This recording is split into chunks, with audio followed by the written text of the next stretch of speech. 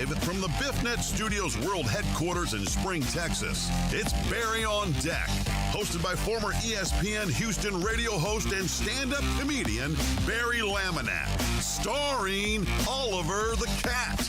Written by Barry Laminack, produced by Barry Laminack, directed by, you guessed it, Barry Laminack, featuring sports, entertainment, special guests, film sessions, and some drinking.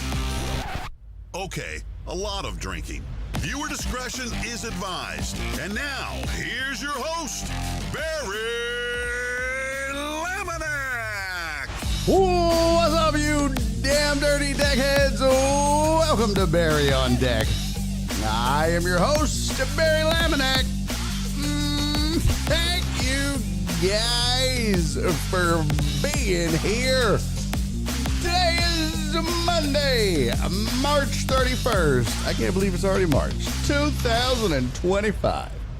And this is episode number 922 of Barry on Deck. Welcome to the show. Welcome to the program. Hey, hello, hi. How are you? Hope you're doing good. Welcome in. Thanks for being here. Heck yeah, Heartthrob. Thank you for resubscribing to the show. That is 36 months for Heartscrob. Heartscrob? That was unfortunate. Sounds like you just got a new nickname. Boy, it sucks for you guys. When I fuck up, you get a new nickname.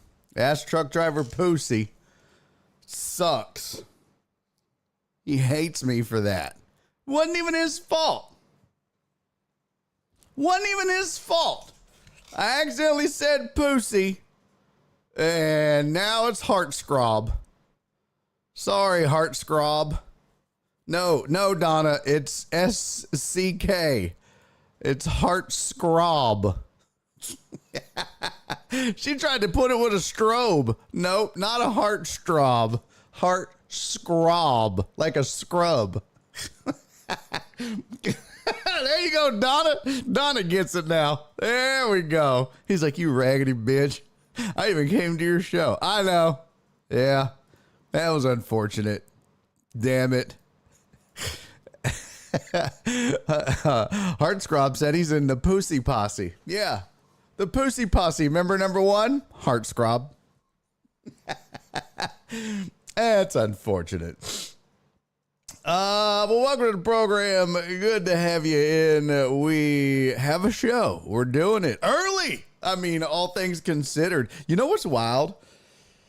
Let me give you a peek behind the virtual glass. Well, I mean, I guess this is glass right here. I don't want to touch it because then it'll get dirty. God, that makes my finger look so long. I should put my dong up here. Okay, that's not how we want to start a Monday. That is not exactly how we want to start a Monday. I thought to see if I send you new people to Hop Scholar. I just replied to your message, by the way, buddy. Much love to you. Donna said, that's enough. All right, you know what? Just for that. All right, I'm not going to do that. You think I'm going to embarrass myself on the internet? Hartog said, let's go. 2:30 start time must mean I'm in Dallas and roughly about 300 miles to the house. There you go. Shout out Sensei Bullrog. He gave us a shout out. Let's give him one. / shout out Sensei Bullrog. Yeah. We need to do it again. We have more people in. We only have like 18 right now. He actually did it twice. He did it 5 days ago and then 17 hours ago. My dog Sensei be getting it. But yeah, he gave us 2 shouts out 5 days ago and then 17 hours ago to 46 viewers and 84 viewers. So much love to Sensei Bullrock. Always showing the program love. And shout out to Heartthrob for resubscribing and for coming to the show courtesy of one Miss Sweet Day One Donna. She couldn't make it, unfortunately. She's been in the weeds trying to get a car purchased. And finally, I believe she got it done. Right, Donna? Right? You got it purchased? You got it done, Donna? Is that correct? Correctamundo? You finally have your vehicle? Wait a minute. Why does my... Oh, okay. Is that correct, Miss Donna? You have a vehicle purchased? Hey, what up, Terrence? Good to see you, brother. She said purchased but not delivered yet. Good. Give me the elevator pitch rundown on how it went. Was a lot of what I described, was their tactics how I described? Were you prepared? Did you feel prepared? Let me start there. Did you feel prepared for the process? Was a lot of what I described how it went? And do you feel like you got a good deal? Do you feel like you got, or you were at least, ready to go and you never, I don't know. I never feel like I do great at a car dealership, even though I know how to buy a car. I always still feel like I'm like, bitch, you know what I mean? But how do you feel about the overall experience, I guess? This is the question.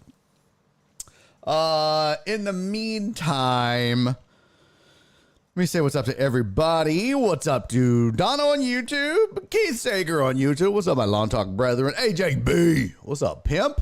Eric Resendez is over there on the tubes. On Twitch, we've got first was Alex Villanueva. I do believe. Nope, it was Donna. Suck it, nerds. She was first on both. Titty chop. Not a crotch chop. Titty chop. Donna was first on both. Uriel was second. No, damn. Alex was just first in my window. Donna was first. Uriel was second. Tony was third. Whose house? God damn, that was an ass whooping. We're going to talk about it. Let's see who else we got over there. Tony the Handsome. Jared Taylor. Jared, you was hanging out with CC this weekend? That's so dope. You know what? I'm having all kind of squirrel moments. It is so... I ain't gonna lie. I've done a lot of cool shit with this show. This show... I'm very proud of this show. This show materialized from nothing. This show was never going to be a thing. When I got laid off from ESPN, I never planned to do anything like this. I was just gonna go get a job. But a lot of people were encouraging me to do something. Most of them didn't stick around, but a lot of people encouraged me to keep doing something. I just didn't want to do a show because I didn't want to be that guy that, appeared to... Because a lot of guys do that when they get laid off from the business and they do a show or they do a podcast just to kind of cling to relevancy. And I didn't want to be that guy. I didn't want to do that. But there was just so many people encouraging me, you guys included, that I did it.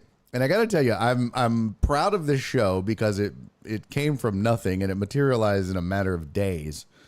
But what I'm most proud of is the community that we've built and what we've built together. But what I love more than anything is when I see you guys who didn't really know each other before this show started. Yeah, there's a few of you that knew each other from being Usual Suspects fans or Blitzers or just ESPN fans. So a few of you already knew each other. But I don't think the vast majority of you knew each other before this show necessarily. So, like, when I see CC and Jared Taylor hanging out together, that just warms the cockles of my heart. Yeah, I said cockles. It's the other thing I'm proud of on this show. I introduce you guys to words you would never use, like cockles, nefarious. What was it? Gumption. Yeah. Anyways, warms the cockles of my heart. I'm very proud of that. I think that is so fucking dope that you guys will just get together and hang out without me. You don't need me. You don't need me. It's so cool. I just love it. I love it. I'm not taking credit for it. I just think it's fucking dope. So, let's see. Let's get back to, I got Jared, got Donna, John Dorier. What's up? I'll never not be able to look at your name again the same, sir. There we go. Now I can get in here and say Alex Villanueva. Let's see. Yep. FJ, what up, pimp? Good to see you, my friend. Heartthrob. Let's see. And FJ, and who else? Terrence, what's up, pimp? He said, hello, Deckheads. My family and I had a great Saturday. We did a balloon release and a fish fry. That's dope. Happy to hear that. TDP, what up, pimp? Jacob, what up, man? Good to see you, Jacob, over there on YouTube. Thanks for hanging out, man. Don said, am I the Alan Denson person of the day? Yes, you are. Yes, you are.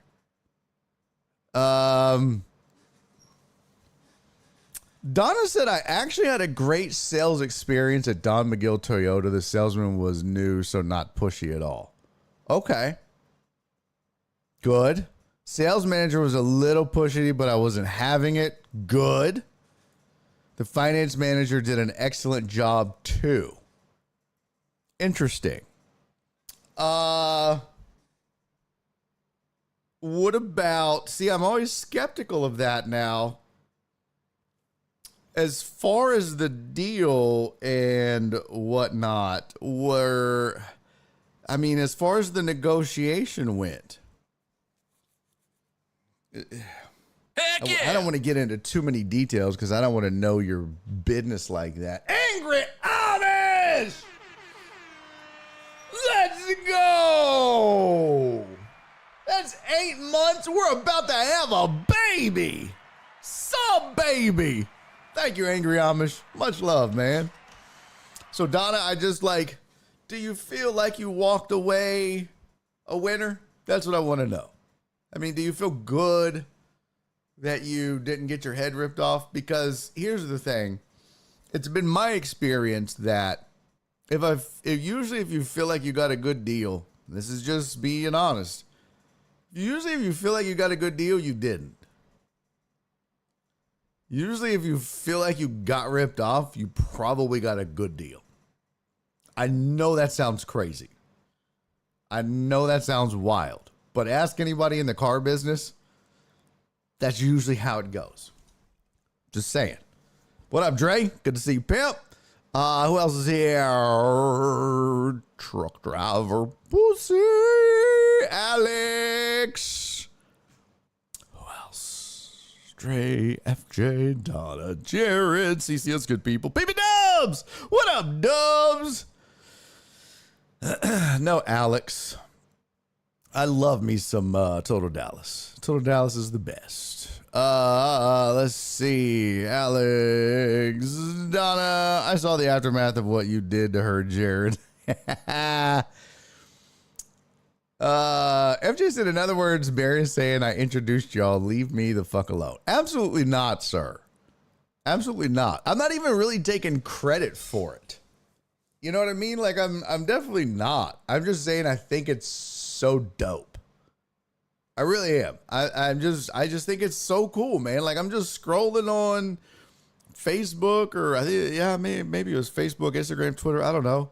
And I just see a picture of Cece with Jared Taylor's kiddo at Jared's house. And it's like, look at this. This is the Deckheads just hanging out on a weekend. Like, I love this. I'll see a photo of you guys on Twitter at a bar, all hanging out. And I know it's not a Deckhead function. I get that. But there are Deckheads I know in the mix that probably wouldn't be in the mix if you weren't Deckheads. It's amazing. I love it. I love it. It's a beautiful thing.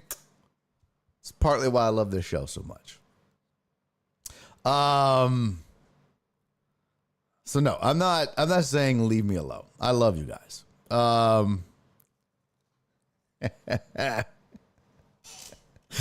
Jacob said, yeah, let's hang out without Barry. Fuck that guy. I mean, look, I am a bit of a loner. I'm not a hangout guy anymore. So it's not like I enjoy going and hanging out per se. You know what my hangout is? Truth. This is honest to God's truth. I hang out about once every 2 months. True story. About once every 2 months, after Hop Scholar, me and Todd, the owner, sit outside, smoke a couple cigars, and talk until like 2 or 3 in the morning. That's my hangout. It's my happy place. That's it. That's it. What up, Mimi? Good to see you, sweetie. What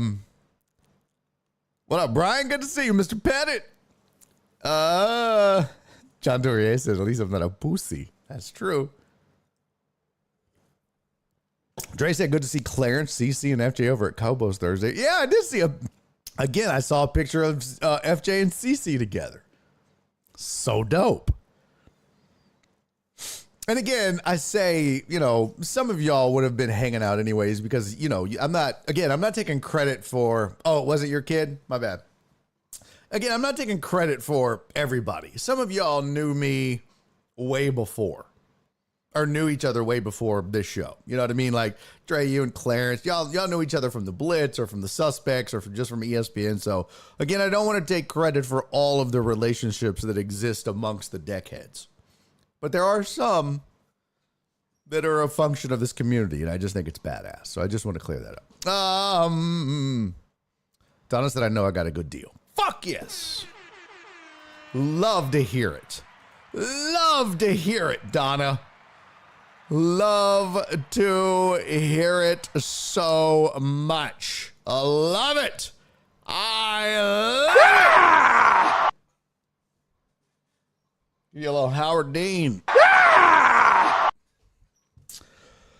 Angry Amish said it really depends on the car you purchase. I used to sell VWs. Most new cars that are foreign are not really marked up or down too much. Yeah. We did like a 2-day how to buy a car. I sold cars for a while myself. So I was teaching her and everybody how to buy a car. Angry Amish said Hop Scholar on Rayford. Yes. Hop Scholar on Rayford. We do a comedy show there. I produce a comedy show there every other month. We just had ours this past Saturday. Next one will be May 31st. But I won't be there for that one. I'll probably be gone. But, yes. We do 6 shows a year now. Dre said, yeah, Todd was there too. Dope. Very dope. Eric Christina said, I'm here because of you. Didn't know any of the deckheads. Much love, man. Much love, Eric. Tony said, I don't know. I blame you for Total Dallas. I hate you, Tony. Everybody blames me for you, Tony. So what up, Mimi? Love you, girl. Tiger Shark Media said, hey, crazy deckhead family. Key said, I would have never played golf with Cece if it wasn't for Barry on deck. Well, there you go. Cece's a rock star. She hangs out with everybody. She really does. She is. She's the most social person I've ever met in my entire life. It's kind of gross, if I'm being honest. It's kind of disgusting. Don't tell her I said that. But it is kind of gross. No one should be that outgoing and nice. Like, seriously. You don't need to have that many friends. Nobody needs to be that likable. Whatever. Gross. Just a reminder, a couple of programming notes. 3:15 today, JennyIsMom is going to join the program. Wednesday, folks, there will be no show. Why, you ask? Well, I'm glad you asked, because that ugly fuckface right there, including this one, that guy right there is going to be doing a show right there at the Punchline Comedy Club. It's Wednesday, April 2nd. Show's at 7:30. Doors open at 6:30.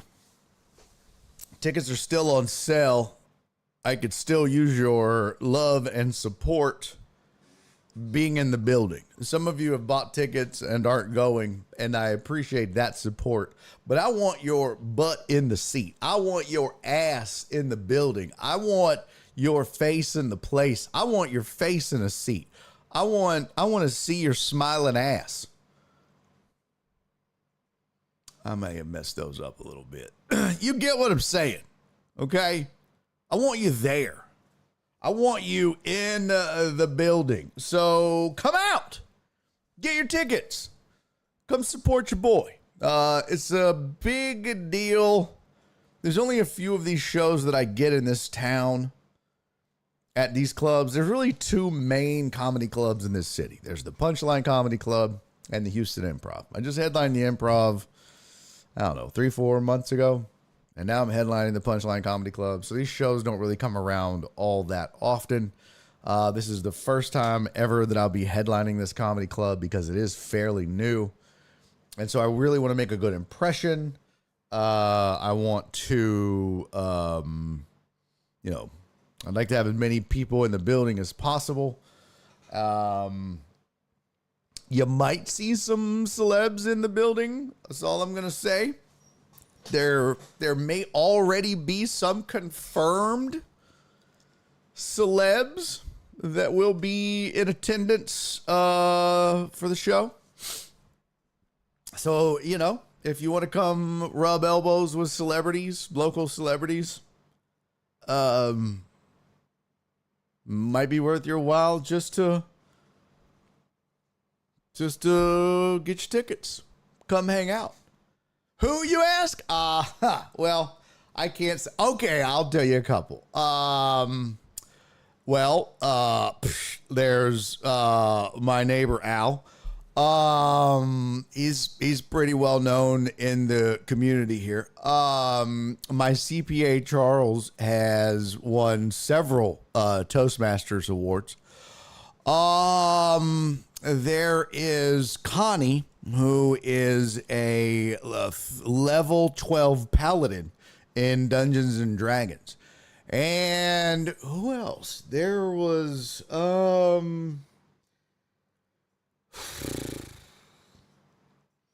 I think there was Cheryl's going to be there, and she won Crossing Guard of the Year in 1974. So, I mean, she can't hear, so she's not going to really get any of the jokes. She's old as fuck, but she's going to be there because she's working security. But she's still going to be in the building, so it counts, okay? It counts. You can get your picture taken with her. So if that doesn't entice you to go, folks, I don't really know what will. Huh? Okay. People always ask me, Barry, what's it like being a famous comedian? And I always tell them the same thing. I have no idea. But still, you should come to the show. Eric said I'm going to be a late decision if I'm going. It just depends if I'm going to be in town. Damn it, Eric! Get your shit together! Trey said, is Josh Ennis the bouncer? I would cancel the show. Cancel the goddamn show. Actually, I would just spend 45 minutes roasting this fat ass from the stage. 45 straight minutes of heat. Amos says Cisco's a pretty dope hang, too. Yeah. He's a great hang. Great hang. I don't know why I went cross-eyed right there. Maybe I was having flashbacks of how much wine I drank with him one day. Oh, shit. Shelly's good people. You're right, John Dorier. Shelly is good people. What's wrong with my chat window? I'm not getting all the chats now. I'm having to go back over there again. Now you're going to do this shit again, VMix, you raggedy bitch. But honest to God, no bullshit. All jokes aside, I am reaching out to some of my pals in the local media arena, I guess you could say. I don't want to call them. I mean, I guess they're local celebrities. Am I a local celebrity? Do I still get recognized? No. I mean, sometimes. It sounds so pretentious. Sometimes I still do.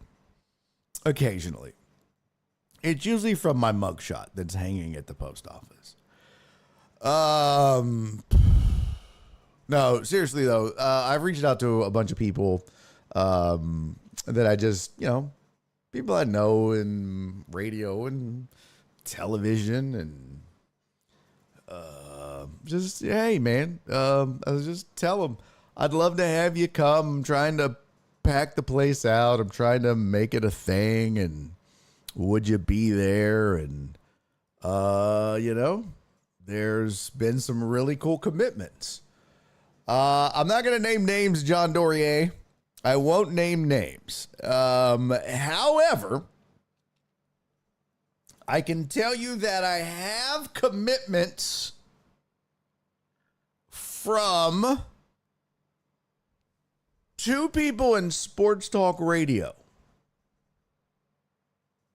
One of them is from ESPN 97.5. One of them is from Sports Radio 610. I also reached out to somebody that I shot a TV show with in town. Hold on.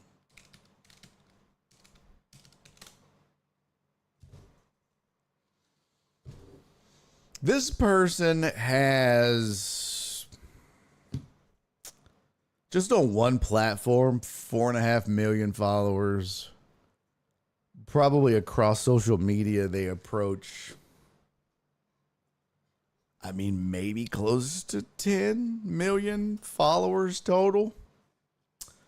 When I worked with this person, they were like, you're hilarious. The next time you have a show, I want you to tell me, I want to go to the show. And I was like, not little old me. So sitting here brainstorming, trying to think of who can I, try to drum up some, have some cool people in the building, right? Because it's part of it. You want to make a good impression on the club, so you want to have some celebrities roll through. You want to make a good impression on the audience. You want to have some good B-roll footage after the show to put on your social media to kind of, oh, look at Barry. Yeah, dude. And then you kind of get you some momentum for the next one, or you get some. So I reached out to this person and I was like, hey, first of all, we had a great time together. They're really cool. I really dug this person. And so then I was like, hey, you had said to hit you up if I ever had a show in town. I do, and I'm headlining. I'm at the Punchline. Would you like to come? It's Wednesday, April 2nd. And they were like, yes. Psh, fucking dope. So, yeah. So I've got this person that's on TikTok.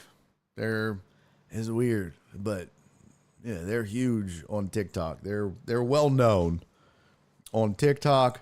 And I have a list that I'm still I'm matriculating my way through the list. So far, I've reached out to, let's see, 1, 2, hey. I've reached out to, now, local celebs. I've reached out to 1, 2, 3, 4, 5. I haven't heard back from one, and one has told me no. Not because they didn't want to, they can't. So, 3 said yes, One said they can't, and I haven't heard from one yet. That's pretty good odds. It's pretty good. So, and I still have 1, 2, 3, 4, 5, 6, 7, 8, probably, and I haven't gone through my phone yet. This is just off the top of my head. So, yeah, I'm probably going to hit up like, I don't know, 20 or so of them. If I can get 10 or 12 in the building, that'll be a good. So, get your tickets, man. Come rub elbows. We'll be taking pictures after the show. It's going to be good. It's going to be real good. It's going to be a good time. So, we've got celebrities that are going to be in the building. So you never know who you're going to see at the show. Plus, you're going to get great comedy, and it's going to be a fun time. And the best part about coming to the show, not just the celebrities, not just the comedy, it's downtown. You're going to be home at a decent hour. So come hang out. And I mean, my God, who wants to miss the North American tour of Houston? Oh, and also these literally, I'll have these posters available at the show. I'll be signing them. They'll be available for you. So you want to get your tour posters. Well, you can. So, that's out of the way. Yes, it's going to be, Heartthrop says, sorry, B, it's a school night, and I got to cut back on spending after this weekend. I'll be there in spirit. What a shitty excuse, Heartthrob. Seriously. What a shitty excuse. It's just disgusting. I am so sick of that excuse. Oh, it's a school night. I live in Ponca City, Oklahoma, which is like 10 miles south of the Kansas border. Ew. Whatever, Heartthrob. Well, that's a terrible fucking excuse. I live 10 miles south of Kansas. I can't make it. Ugh. Just say you're a terrible friend, okay? Just say you're a terrible fucking friend. Jesus. Love you, buddy. It's great to see you at Hop Scholar. Cisco said, I heard a rumor that Mattress Mac and Kate Upton are going to be in the house. I started that rumor. Keep them going, Cisco. Yes, Dre and Beyonce. I was going to do... I was going to do something like that, especially since I made this... since I made that one Instagram post where I was like, Dave Chappelle's going to be there. And so's Kevin Hart. And so is Dave Hart and Kevin Chappelle. And then I was like, because I said a big announcement. I don't know if y'all saw this. Yeah, some of y'all don't even have the internet, so probably not. Here, I'll show you. I'll show you the damn post. And then, what is this? What is this? What is this? Hold on. Here we go. Oh, shit. There we go. Yeah. I was telling Todd and Heartthrob about this. All of these posts that I've been making on social media all have meaning behind them. Elon Musk going to give everybody $1 million. Cisco, you might be in charge of marketing. But yeah, all of these posts, basically what people don't understand is like all of this marketing that I've been doing like the North American tour of Houston, Too Small to Fail. And it's all just been me mocking all of this bullshit marketing that comics do. Or like mocking and the bullshit that happens, being frustrated, trying to market a show. So, like one of them was I'll show you, but this was me announcing all of the famous people. I said, announcing the following comics for the upcoming tour. Dave Chappelle, Kevin Hart, Richard Pryor, Dave Hart, Kevin Chappelle, Bill Cosby, and then his name's crossed out. Louis C.K., his name's crossed out. Diddy, his name's crossed out. Frank, some random dude named Frank. Some guy I owe $40. Toonces the Juggling Wonder Cat, and many more.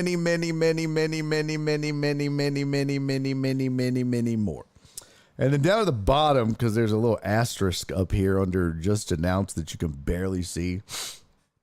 It says, the asterisk says, these comics are not on the show. I'm just announcing it, hoping to speak it into existence. So that was my flyer. That was just one of my posts.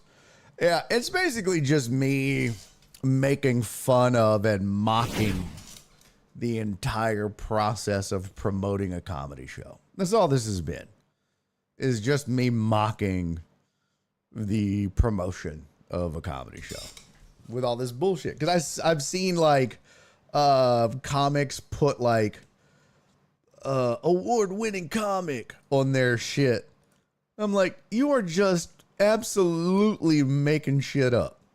You are literally, you have not won a single goddamn award. That's what this was, as I literally made up an award. Like I just slapped two different things there on the screen. You can kind of see the award down there. It's just two random things I got off of Canva and put together.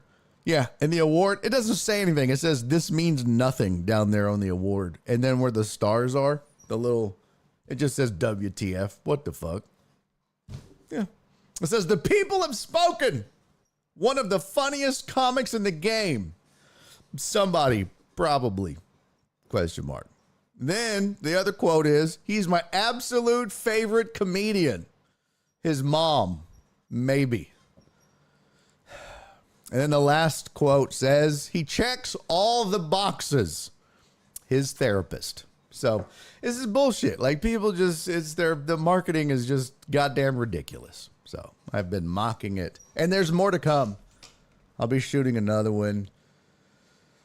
It'll be out tomorrow. Yeah. And then I've got two more that I'll be releasing. So I had one idea, but I don't think I'm gonna be able to pull it off. I wanted to join Isaiah Carey, but probably not going to work. So, all right, ladies and gentlemen, it's that time in the program. A 1983 spelling bee champion. Yeah, that would be awesome. Eddie Murphy, Tracy Morgan. It is that time. What up, Cece? Good to see you, sweetie. Let's see. Oh, did I miss anything? I think I got everybody. Alex said, all right, got to run. The kid got hit at baseball practice. I want to take him to go get checked out. Yes, please do. Please do. I got hit. I used to be really good at baseball. Like really good at baseball. And then I got hit in the face in the batter's box. And it ruined me. Oh my God. Like it ruined me. Ever since, I was always scared of the ball after that, the batter's box. Not in the field. I was like Ozzie Smith in the field. I was a goddamn wizard.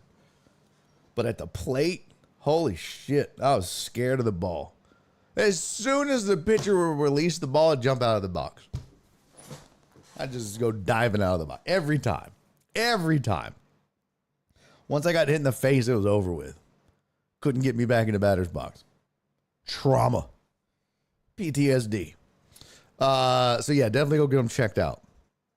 All right, ladies and gentlemen, it's that time. What the shit?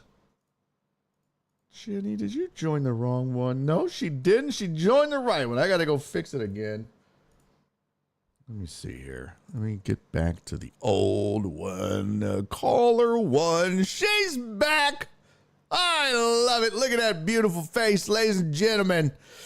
Joining me. Hold on. Let me fix this here. Reset. Oh, look at that shirt. Look at that shirt. Look at it. You look at it. Ladies and gentlemen, joining me on the program right now, like she does every single Monday, the best mother in the world and the biggest Cougs fan. Jenny is mom, everybody. Just had to wear my Cougar shirt. Yeah, look at that. Cougs in the house. I didn't know if that was a Cougar shirt or if you were just telling everyone you were a Cougar. No, I'm a little old to be a cougar. No, that's what a cougar is. In my day, but that's what a cougar is, right?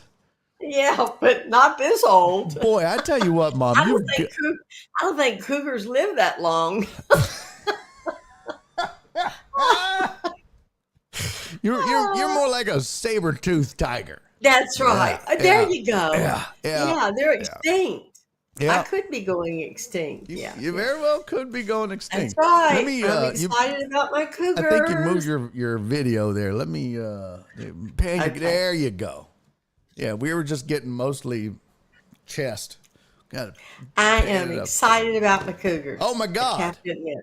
I tell you what, you have to be. You have been so loyal to this team. You have been a lifelong fan for the last 3 years. And 3 years. I was thinking today, do you remember you were 10 years old I remember, let me say it. Let me say it. Okay. Don't tell me. Let me say it. I remember we went to, it wasn't the Cadillac Bar and Grill? Yes, it was. Okay. It was the Cadillac Bar. Cadillac Bar and Grill. We watched. You're really on it. Yep. I know. That was the shot that broke back my in the heart. day. Yep. Yeah. Mm-hmm. Yeah, lost in the last few seconds. Yep.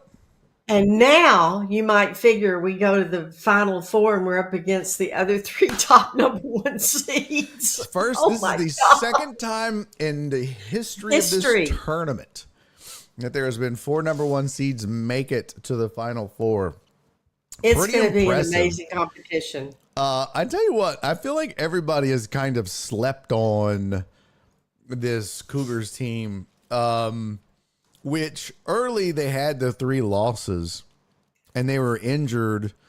And since then, they've had 1 loss, and it was to Tech in overtime. In overtime. And 1 point. Yeah, and that Tech team is a good basketball Very team. Good. And a lot of people felt like them in my bracket, I picked them to win. Go and I don't know shit about college basketball, but I can read, and a lot of people felt like Tech was going to give that whole side of the bracket fits, and they really did. They did. Yeah, so look, I've been watching and reading and keeping up with it a little bit because it's getting more exciting, but at this point, I think it's mission accomplished for them. You know what I mean? They're playing with house money now. You got the monkey off your back. You finally got that Elite 8 win. It's down to the Final Four. But gosh, you'd love to see them playing for a national championship. Oh my gosh. And of all the people for them to have to face, it's Duke. I know. But I tell you what, look. Who's picked to win the whole thing? Hey,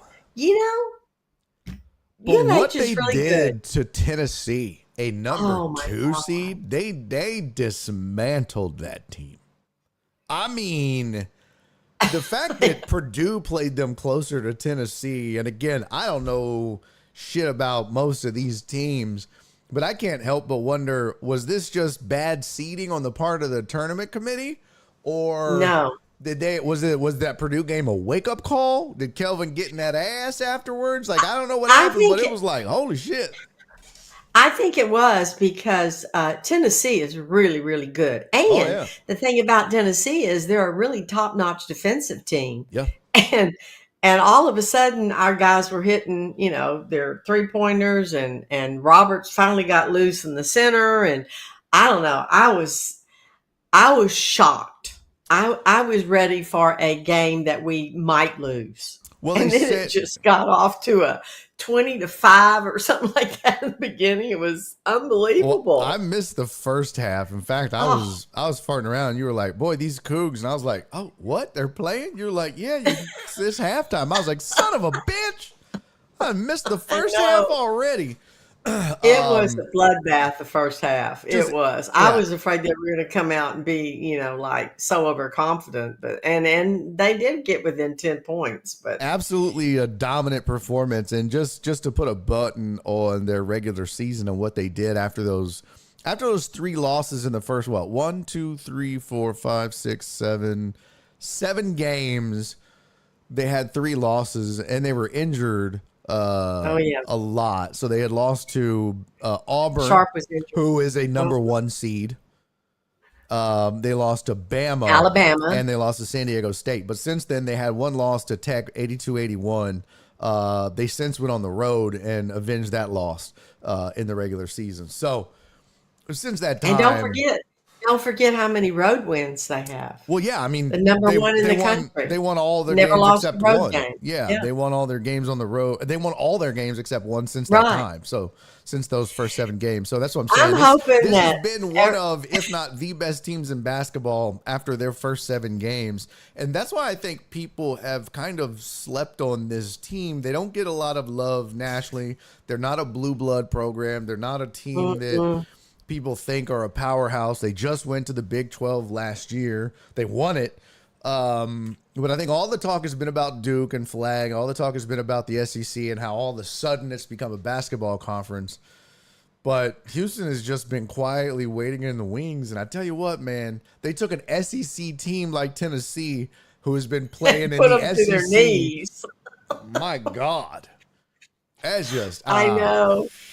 Well, you know, I have friends that we watch the game together. My guy friends, I call it, from high school, and one of them played football for Baylor, and the other one went to Texas, and of course, you know, another one went to Tech, and so they were all rooting for the Cougars because that was just about the only team left from the Big 12. That's for sure. Of course, Texas is SEC, but anyway, I'm really excited. I'm almost afraid to watch. I'm so excited. So let's just hope they come with the same intensity they did this week. You know what I told you? If they would win a national championship, I could die strip naked and run down. Whoa, you're going to go back on it now? Happy. You're going to go back on it now. You said, now, mother. No, I didn't. Barry, you are so you're full a of it. damn lie, Jenny. I'm going to show the chat the text. You said I am too. What I said. I am too. You said you'd strip naked and run down Washington. Oh, you are so bad. I said I would die happy. You said you'd strip naked and run down Washington carrying a Cougars banner, a U of H Cougars banner, all the way down Washington. I do have all my Cougar banners. You know, it won't be a fast run. It will be a very, very slow jog. It will be a brisk walk. That's right. That's right. Remember my age. It's what you said. I'm just holding you to your word, Jenny. Can you imagine you have to visualize, can you imagine if they did get into the finals? I think the town might finally get excited about this basketball team. We know one thing. We know that there is going to be an SEC team. It's either going to be Florida or Auburn. I can tell you, I'm looking at the Pomeroy College basketball ratings as of March 30. Right now, Duke has the highest rating. Of course, Houston is second. They're picked to win it.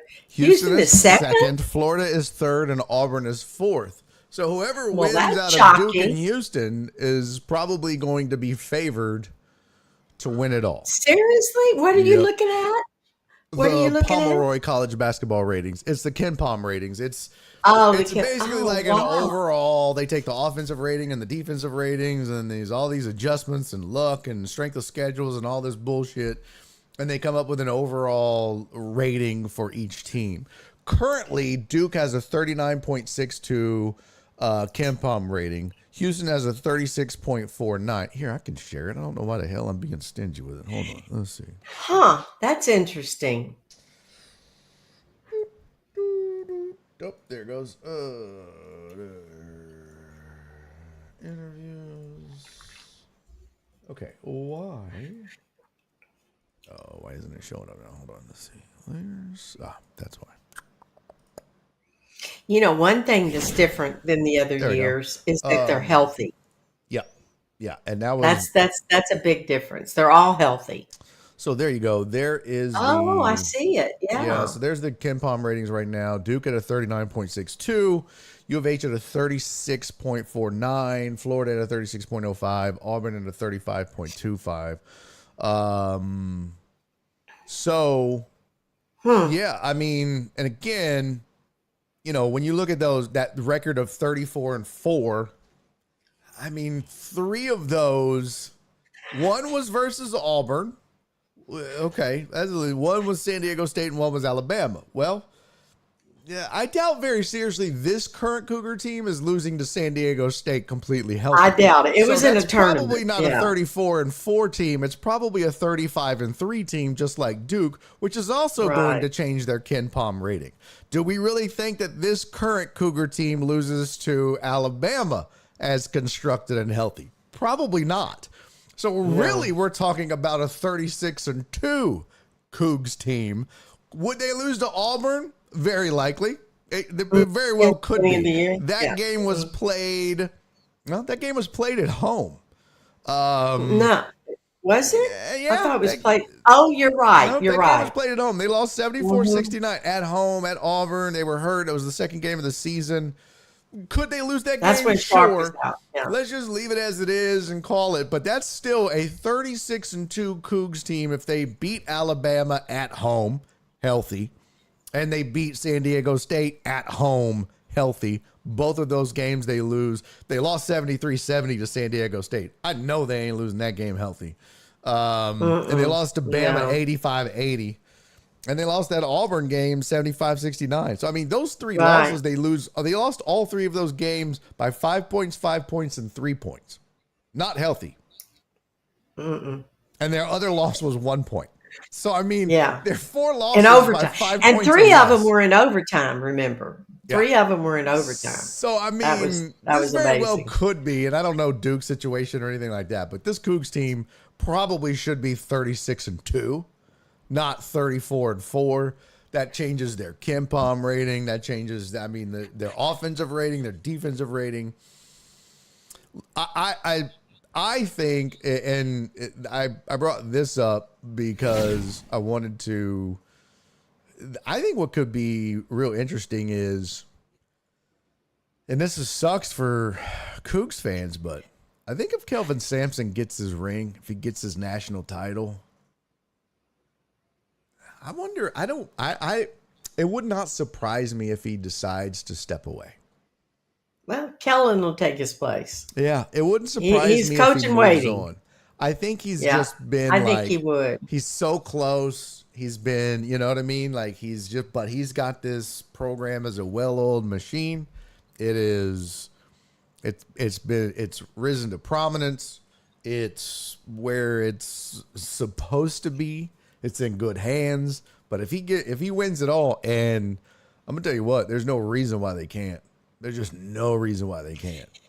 But if he wins it all, I could. The only well thing see that him Duke has a really good defense too. The only thing that I know that of course we've got to go against Cooper Flag, but Duke has a really strong defense. And the only thing about the Cougars is sometimes they're hot on offense and sometimes they're cold as shit. And you never know. But they did warm up after halftime. So I don't know. I think a lot of it has to do with their confidence level too. And I think that's really high right now. These guys think they can beat anybody. Yeah. What I've liked seeing, and again, I don't sit here and claim I'm a college basketball expert because I didn't watch shit all year. But what I did like seeing is the contributions that they were getting from everybody else when their stars were not contributing. Oh, they've got a strong bench. Yeah. In the last couple of games, they're getting contributions from everybody else. So that's good to see because now you know that look, it's win or go home every single game in the tournament. So when your stars are not performing, if LJ Cryer, because that game against Purdue, I think Cryer had made like one shot through 3 quarters. Yeah, but who was the one kid that was just like, I think he had a career high in threes? Yeah, Sharp had a career high in threes. Sharp did. And sometimes it's Uzon, sometimes it's Sharp, sometimes it's Cryer. I did win $30 on him. I have been winning a little money on him, though. Goddamn degenerate. Paul said, am I going to have to send you to a Gamble's Anonymous? I went, well, Chris put me onto this little prize. What do you call it? In the app Prize called, Prize You're Picks. a degenerate. He put me in that, and I've been, hey, I'm $60 up on that. So yeah, you're definitely a degenerate. Well, let's look at Duke's. So Duke, let's see their path to the tourney. Yeah, they haven't really struggled. I mean, they beat Mount St. Mary's handily. They beat Baylor pretty easily, 89-66. Beat Arizona, who was the number 4 team, 193. Arizona was really good. Yeah. They beat them 100-93, and then they beat Bama 85-65. That was the number 2. You know seed. Yeah. But that's about like what Texas did to, U of H did to Tennessee. So, you know what I don't understand, Barry? Duke is probably the best team. Even though I'm a Cougar fan, why did they keep saying that Auburn was the number 1 seed overall? And even after they lost, 6 games, 7 games, something like that overall? Why did they keep saying they were the number 1 seed overall? Because Auburn was coming down the stretch. Auburn was ranked number 1 in basketball going into the tournament. How could they do that with all those losses? They lost 2 or 3 in a row. I don't get it. It seemed like it would have been Duke. It's kind of like college football. Who's winning at the time, right? When it comes down, I guess I would have thought it would have been Duke. No, listen. If you lose early in the season, and then you start to win late, and you're not, if you lose early, it's just like the Cougs. They lost 3 games early, and they only lost. Yeah, but Auburn didn't lose games too late. Let me finish. Okay. If you lose games early, and then you don't lose games late, and other teams kind of are peppering in their losses, so if they have the same amount of losses, but let's say you've got 2 teams with 4 losses. One team loses 3 games within their first 7 and 1 down the stretch, and the other team loses 2 games within a span of 10 games down the stretch. That team is going to suffer way more in the rankings and in the standings than the team that lost their 3 games within the first 7. That's just the way it has always been in football and in basketball. But I believe Auburn lost games late. That's when they lost 2 in a row. I think it was late when they lost those 3 games. That's what I didn't understand. How could they be ranked number 1 after all that? Let me see. I don't know. I would have thought it would have been Duke anyway. They would have picked. What's the advantage of being number 1 overall? You get to pick your region? No. Oh, I thought maybe you got to pick your region or something. No. That's why I always said it's kind of pointless. Like, people get so amped about, because people would always be like, oh, yeah, so-and-so's ranked number 1. I was like, none of that shit matters. It really doesn't. None of it matters, really, because... Like right now, they have the AP Top 25 is out. It's Duke 1, Houston 2, Florida 3, Auburn 4. That's week 20. Huh. Week 19, week 18. Yeah, so week 18, it was Auburn, Duke, Houston. I guess that was going into the tournament.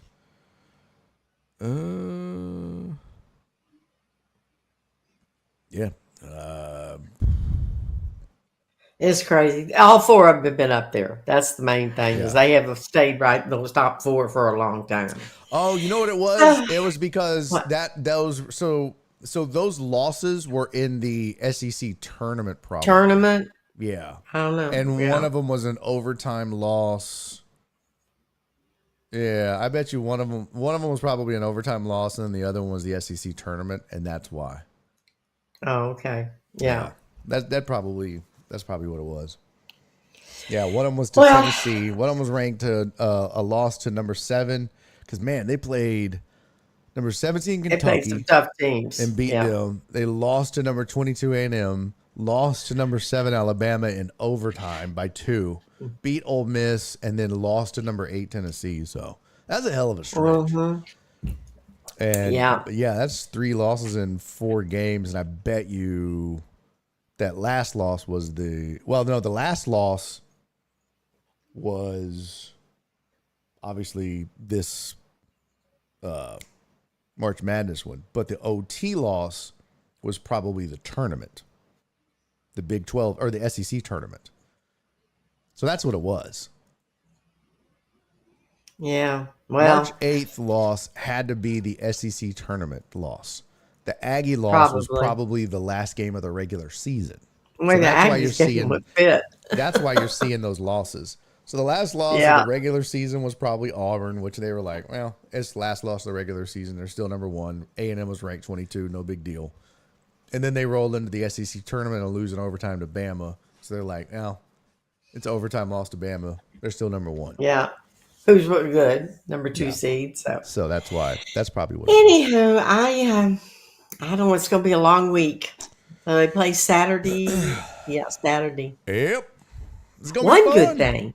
One good thing in their favor is there's going to be a whole lot of Cougar fans in San Antonio. Yeah, you know what? That was the other thing I thought about. There wasn't anybody in Indianapolis hardly. I thought it was interesting, and I would be willing to bet you I'm going to be knowing how bitchy, whiny, and what assholes Duke fans are. I bet you them crybaby ass bitches are going to be talking about it's like a home game for Houston. Hey man, fuck you. I'll just put it out now. Hey, fuck you, because it was a home game for Purdue. And Tennessee And for Gonzaga. And Tennessee, And for Gonzaga. Tennessee is a hell of a lot closer to Indianapolis than U of H was. Oh, yeah. So fuck There was a both lot of y'all. of Tennessee Fuck fans there. both of y'all.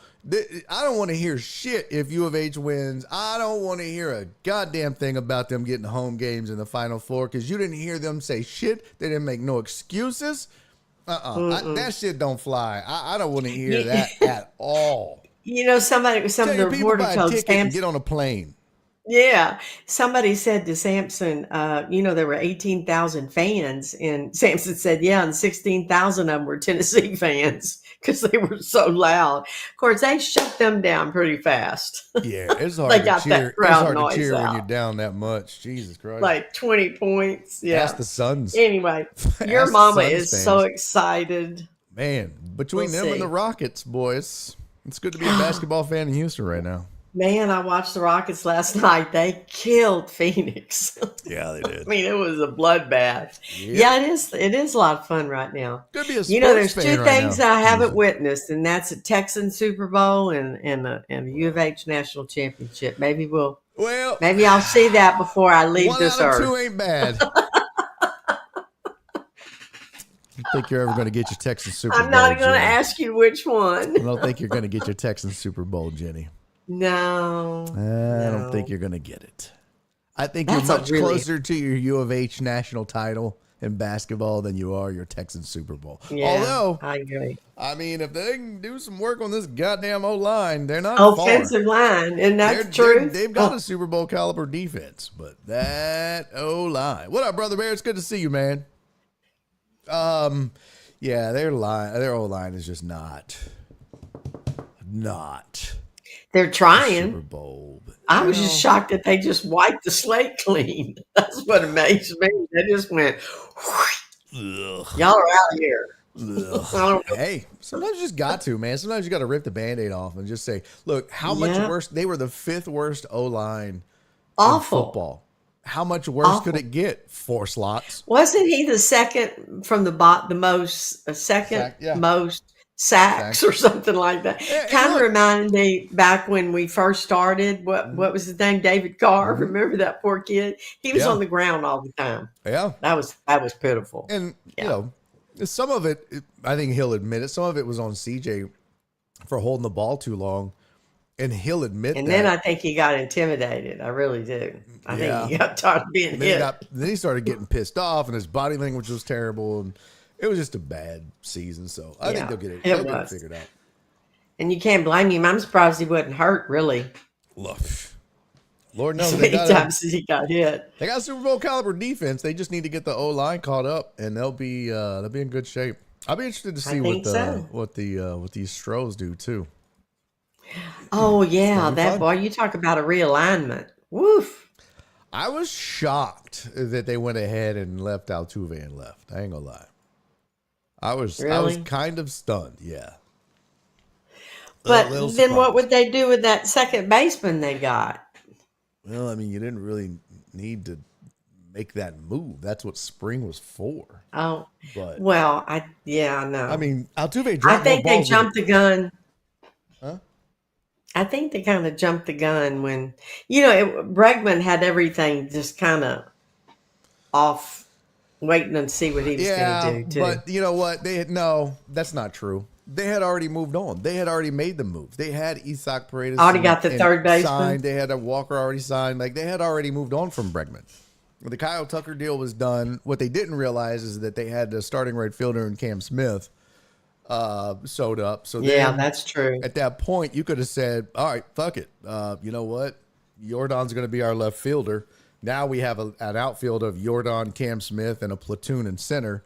We'll put Altuve back at DH, and then we'll figure out. No, we'll put Altuve at second base and figure out what our DH is going to be, and maybe it's a rotation of players, or maybe it's whatever. You know what I mean? Like, I don't know, but I was just isn't that what they did because, last year? Huh? Isn't that what they did last year? They kind of rotated, Alvarez in and out of that left field. I wouldn't mind a platoon in left or something like that. But I just watching Altuve out there. He dropped more balls than puberty. It was just Jesus Christ. Barry. It's like every time you looked up, a new. Well, he's learning. What's so funny is he was always the one that jumped out in front of everybody and caught those balls when he was on second base. You know how you just run out there? But he didn't have very far to go. First game, he ran in front of Jake Myers. I was like, Jesus Christ, Altuve, you are not good enough in left field to be doing this. Stop. No. Well. Oh, it's going to be fun. It'll be an adventure, that's for sure. Yep. And then we got the Rocket playoffs. It's going to be a good month. Fun April. Good times. Well, Mother, I love you. Go Cougs. I love you too. Go Cougs. Oh, we'll see what happens. I'll either be smiling next Monday or I'll be. Yes, you will. Well, I will see you Wednesday. Yes. All right. I'm bringing some folks. I'm excited. See you there. Thank you so much for helping me. All right. I've been putting it out everywhere. Bye, honey. Love you. Bye. All right, y'all. That's JennyIsMom, the best mother in the world. Right there. She joins me every Monday on Barry on Deck. She's been helping me like crazy promote this show, man. She's got all her friends are going to be there. Donna's going to be there, Mom. So say hi to Donna. And she's been helping me like crazy. So Heartthrob said, have fun, Rockets. The Thunder own the West. Oh, shut up, Heartthrob.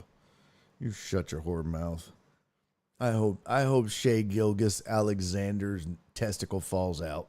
Shut up. What is this? Let's see. Cocaine Bear. I do like the media is assuming Duke will win. See, I'm kind of with you, Tony. I wanted to look something up because I feel like, and I don't know this, but when I go back and look, I wanted to look at something here.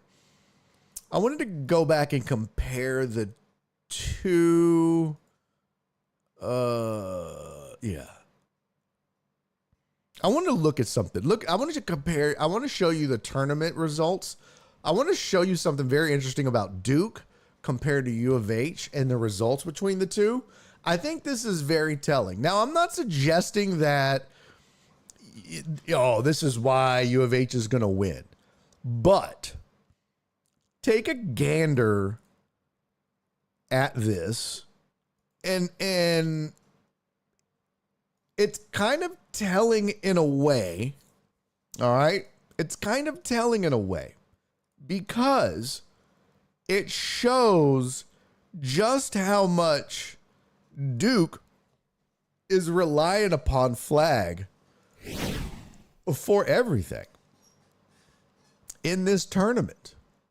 So if you look so far, and of course that's going to be the case, right?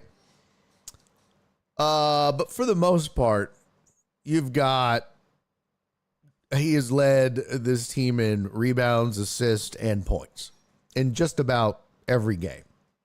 You got Newport that led them in the win over Bama in points and assists, but he led them in rebounds. He led them in all three versus Arizona and Baylor. Proctor led them in points. I imagine he wasn't far behind. You know, everybody split it. Well, it was Proctor that led them in assists and points versus Mount St. Mary's. Didn't really need him there. But that's kind of, I mean, when you look, it's pretty much Flag 1, 2, 3, 4, 5, 6. Like it was all Flag in most of those categories. And it's pretty much across the board when you scroll through here. It's Flag, right? Like, I mean, it's kind of Flag or bust. But when you look at it's very much everybody kind of has a role. Now, it's Uzan, it's Wilson, Crier, Tugler, Uzan, Roberts, Uzan, Crier, Tugler, Crier. So you see Crier mixed in a lot here, right? But there is not one single person that has all three categories in every single game. Crier is listed. He's the high point guy in 2 games. Uzan's the high point guy in 2 games, right? Uzan has led them in assists in 2 games. Crier has led them in assists in 2 games. Tugler led them in rebounds in 2 games. Roberts led them in rebounds in a game. Wilson led them in rebounds in a game. And my point to that is, and that's just in this tournament, and then you kind of go through and you kind of see that here too. Like, yes, they have a dominant guy in assists. They have a dominant guy in rebounds, but especially in rebounds, you can see that it could be anybody any night, right? Roberts, Francis, Tugler, Crier, for the most part, he's going to be their leading scorer. And they'll get some contributions from other guys, but it's mostly going to be Crier, and that's fine. Every team has a leading scorer. It's not shocking. But what this tells me in the tourney is something that I mentioned to my mom, is that what I really liked seeing so far is that they're getting contributions from anybody. When Crier didn't make a shot versus Purdue for 3 quarters, Sharp was knocking down threes. I think it was Sharp, wasn't it, that was knocking down all the threes?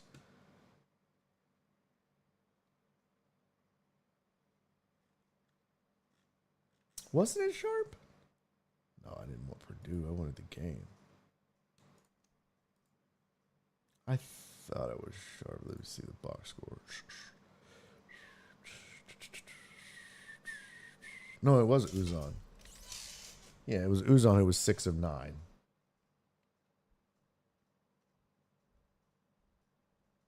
I'm probably saying his name wrong too.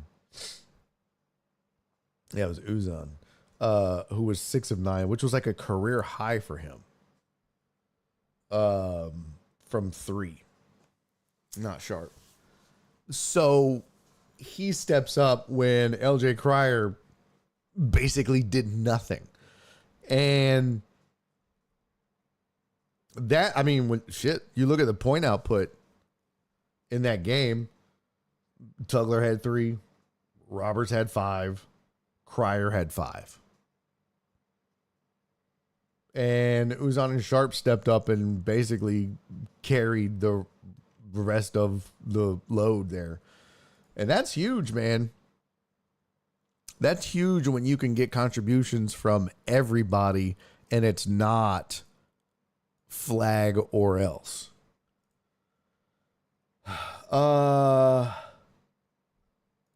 Let's see. Bama. I bet Flag kind of left the game early. I bet he didn't play many minutes. 36 minutes. 16. Yeah, see, they got pretty even scoring. 16, 14, 21, 17, 9. Okay. That was a 20-point win. So they've never really been, I mean, Arizona tested them, it looks like. 7-point win versus Arizona. Yeah, Flag had 30, 20, 16, 13, 7. So pretty well rounded. Not too bad. Okay. Flag played 37. Newell played 34 at 20 points. So, gosh. You feel like Flag should have more blocks than that. 9 of 19? My goodness. That's... let's see. 10, okay. So, yeah, I think what I really like about U of H, at least from what I've watched of them the little of it I've watched of them, they just seem real well rounded. And I haven't watched much Duke basketball though, so I have no idea. But I say all of that to say this.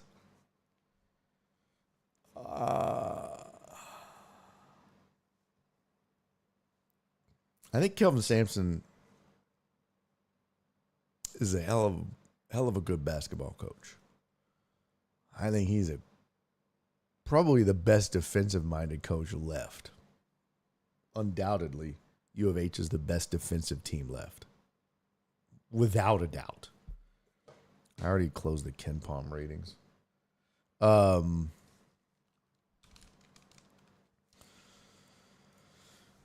can pull them back up. Yeah, their defensive ratings. How are they the low? Oh, 87.4. Number one, not even close. Next closest is Duke at 90.5.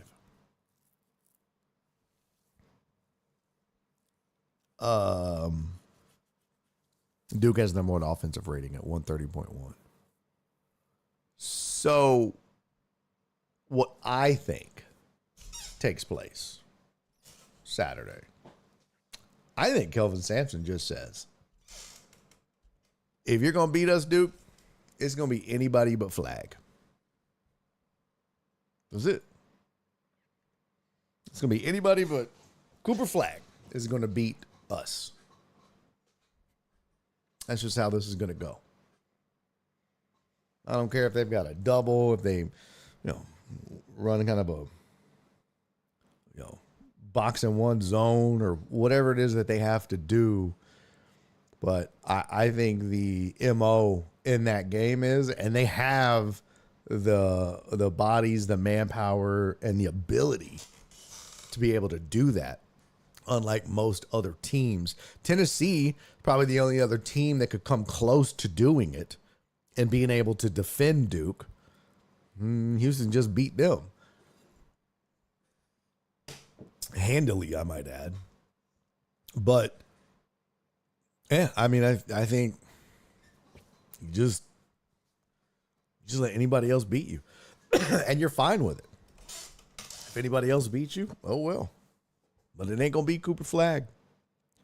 I think that's probably Kelvin Sampson's game plan going into this. So, all right, God, that's enough college basketball talk. If I'm about to throw up, I might as well have talked WNBA. Jesus Christ. Brother Bear said, question, Barry on deck. Did the DR34M choose H-Town because of Dream?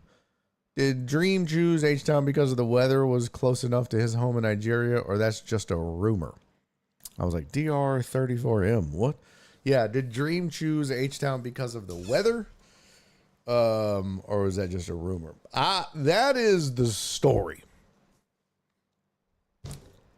That's the story. That's the rumor. That's what I've heard. Yeah, that's the legend. For those of you that don't know what Brother Bear is talking about, the story as the legend goes, when Hakeem Olajuwon, back then Akeem Olajuwon, arrived here in the U.S., he came to the United States to play basketball, to play college basketball. When he landed in New York. He asked somebody where he should go. He asked some guy. He said, I am from Nigeria. And I came here to play college basketball. And I want to go live somewhere and play college basketball. Somewhere where the weather is similar to my home. And they said, where are you from? He said, Nigeria. They said, go to Houston. It was hot and humid, just like Nigeria. And he was like, okay. Now, I don't know that to be 1,000% true because I also know for a fact that Guy V. Lewis, I don't know for a fact, but it's my understanding that Guy V. Lewis was actually like had either recruited or knew of Olajuwon or something like that. So that was my understanding also. I could be wrong with that. But yeah, that's one of the stories on how Olajuwon ended up in Houston is that he lands in New York, asks the guy, where do I go? What city should I go live in that's has weather similar to Nigeria? And the guy says, go to Houston, man. The rest is history. A lot of people don't know this, or maybe you do, maybe you don't. A lot of people don't know that Olajuwon, the reason why Olajuwon was so skilled versus most big men, because what's made Olajuwon stand out versus almost all other big men that ever played the game was his footwork, and specifically the dream shake. And his drop step is what made the dream shake so amazing. Oh my God, breaking news. What? Trill Burger might give everyone free food. It's not true. Yep. Dream was a big time soccer player over in Nigeria. I love how all the chat has got to just ruin it for me. Thanks, guys. Everyone that said soccer can go fuck themselves. Yeah, Dream was a really good soccer player in Nigeria. And so he was a phenomenal athlete when he came over. So he was just so big and so tall already, but his footwork was impeccable. And so that's why he had no real discernible basketball skills, but his footwork was impeccable.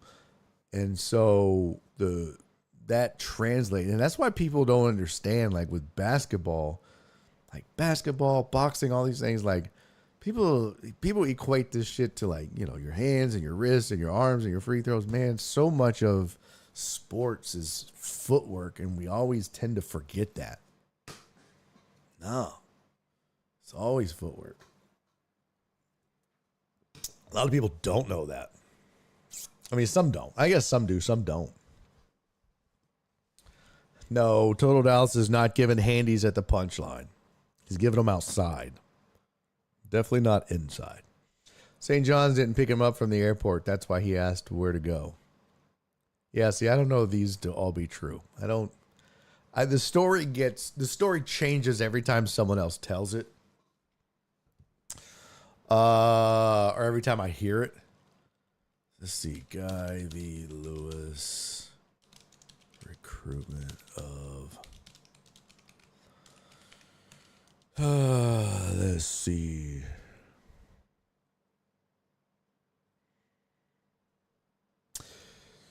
Yeah.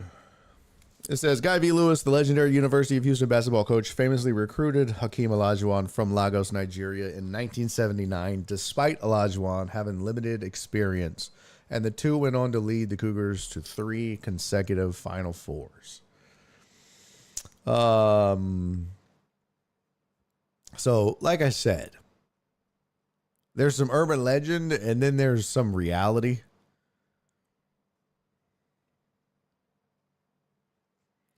The man just didn't walk onto the campus and go, hey, how you doing? My name is Hakeem, and where's the gym? And they were like, well, come on in, buddy. We just happen to have a spot open. I think there was some recruitment of Olajuwon that took place while he was in Nigeria.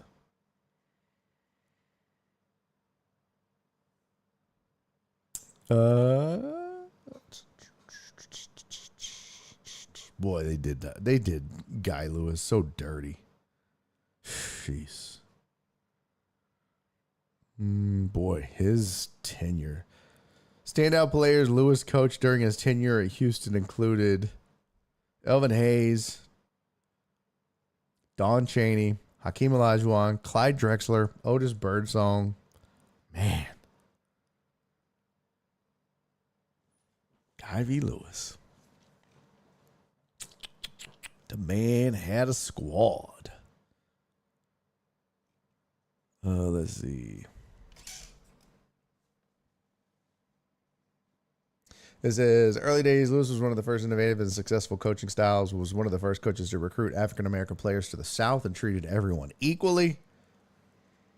Lewis is an assistant. Donnie Shverick convinced the 6'10" Nigerian soccer standout Hakeem Olajuwon to sign with the Cougars despite his lack of basketball experience. Olajuwon, along with Clyde Drexler, became parts of the Phi Slam Pajama team. Cougars, led by Lewis and Olajuwon and Drexler, went to 3 consecutive Final Four tournaments. Yeah. I was trying to find more on him recruiting. Let's see. Oh, of course. Bitch. I have ad block on for a reason because fuck yo ads, man. Let's see.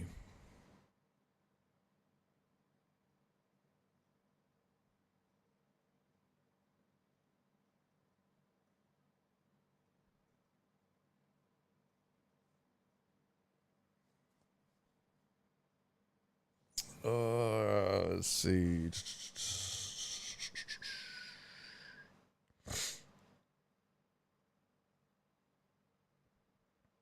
So this says, taxi pulled up to the front of the old University of Houston Athletic Building in 79. Outstepped a teenager named Hakeem Olajuwon. That was the first time I met Coach Guy V. Lewis, Olajuwon said. I remember how warmly he greeted me. It made me feel very welcome and comfortable right away. As the story goes, Olajuwon skipped a visit to St. John's after getting a taste of cold weather upon arrival at New York's JFK airport. He immediately changed his ticket, destination Houston. When he heard a 7-footer was coming, he was expecting much smaller because of his past experience, Olajuwon said. But when I stepped out of the taxi, you could tell he was excited. Olajuwon from Lagos, Nigeria was raw. He had played basketball only a few months and didn't really know the rules. Soon after arriving on the UH campus, he quickly joined the team during a practice. In one play, Drexler would later describe Olajuwon took off for a jump hook from the free throw line and almost dunked. Standing nearby, Lewis said, if he can do that, I can teach him the rest. Olajuwon redshirted his first season and benefited from learning under the tutelage of the great Moses Malone, who was playing for the Rockets. By his third and final season, Olajuwon was a consensus All-American, averaging 16.8 points, 13 rebounds, and 5.5 blocks a game. He always demanded the very best from his players and was a great motivator, Olajuwon said of Lewis. Yeah. That's what made him a great coach in my eyes. And now, finally, a Hall of Famer. Jeez.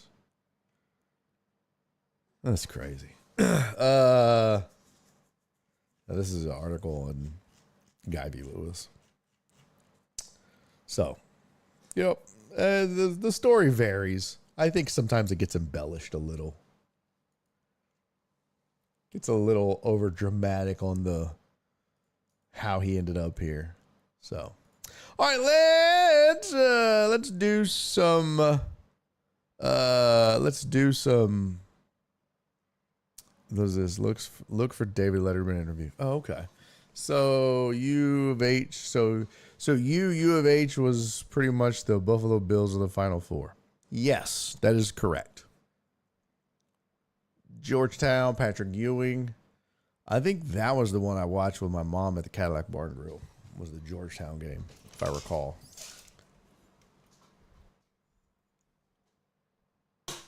Pretty sure that's the game that she was referring to at the beginning of her appearance. 99% sure. Oh my goodness.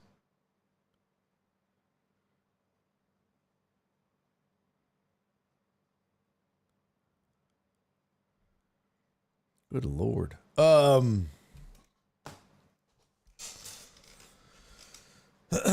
But yeah, like Patrick Ewing in Georgetown, and then there was the Jimmy V wild upset, which I'm gonna be started. That basket shouldn't have counted. Nonetheless, bullshit. It was rigged.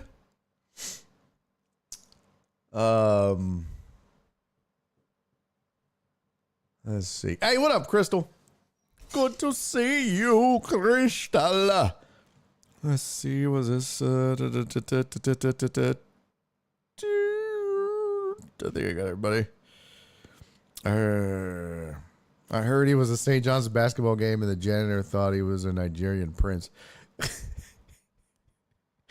I can't tell if that's true or you're just piling on to the bullshit, Dubs. Oh, this shit's getting out of hand, chat. Getting out of hand. All right, let's do some headlines. Fuck it, because I got a bunch of them. Come on.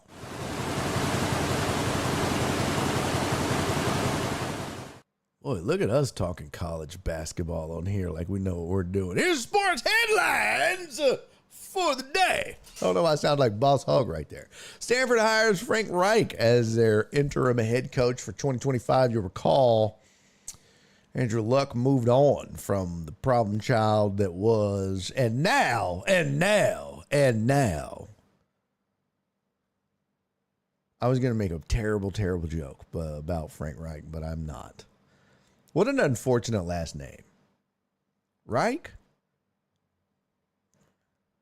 Wouldn't you hate to be like, I wouldn't mind being Frank Reich Sr. or even Frank Reich Jr. You know who I wouldn't want to be? I wouldn't want to be the third Frank Reich. Frank Reich the third? The third Reich? No thanks. You definitely don't want to be the third Reich. No thanks. Pass. Hard pass on that. Can we change my name, folks? Please? Huh? Like, really, guys? We're just gonna name me Frank Reich the Third. The Third Reich? Really, guys? The fuck are we doing? Jesus Christ. Mimi said, I could be wrong about the interview. Maybe it was a 30 for 30 about the Cougars. Oh. Jacob Cortez said, my dad picked up Hakeem from the airport and they listened to Kendrick on the way to Applebee's. So Jacob Cortez's dad is a Nigerian prince, and he picked up Hakeem from the airport in New York, and instead of driving him to St. John's, kidnapped him, drove him all the way to Houston. A lot of people don't know that. That's how it goes. Yeah. Told us that Frank, looking at Frank and Frank across the Thanksgiving table. Frank! What the fuck are we doing, Franks? Bunch of assholes. Hate both of you. Also, did we really have to go with the middle name of Adolf? You fucking dicks. Doubling down, huh? Jesus, Clarence, if loving you is wrong, I don't want to be Reich. I hate you. So Stanford has an interim head coach for 2025, which is kind of a weird, like, feels a bit rushed. I guess I get it. You know, you got the spring ball coming up and all of that, but I mean, you got nothing but time, bro. Just do your due diligence. Get your guy. I don't know. Seems weird, but who gives a fuck? It's Stanford. Whatever. No one gives a shit. But yeah, so they had moved on from Taylor, and now they're got a guy. Cleveland Browns co-owner Jimmy Haslam on Monday called the team's trade for quarterback Deshaun Watson, quote, a big swing and miss, end quote. Boy, you think? Wow. Thank you for the spot-on assessment, Jimmy. Thank you for that. I will say this. I do remember when it went down, there was part of this city and sports fans where everyone was like, okay, we know he's a deviant and a piece of shit, but fuck, man, he's pretty good. I hate that he's a piece of shit, though. And then they got the haul for him, and it was like, that's a pretty good haul, though. The Browns are stupid. And now you look back and you're like, wow, holy shit. In the trade back in 2022, Cleveland acquired Watson from the Texans in a trade package that included 3 first-round picks. And then they signed Watson to a $230 million contract that was fully guaranteed. Since joining the Browns, he's played in 19 games. Yep. Haslam said, we took a big swing and miss with Deshaun. We thought we had the quarterback. We didn't. And we gave up a lot of draft picks to get him. So we've got to dig ourselves out of that hole. The trade was an entire organization decision, and it ends with D and I, so hold us accountable. Look,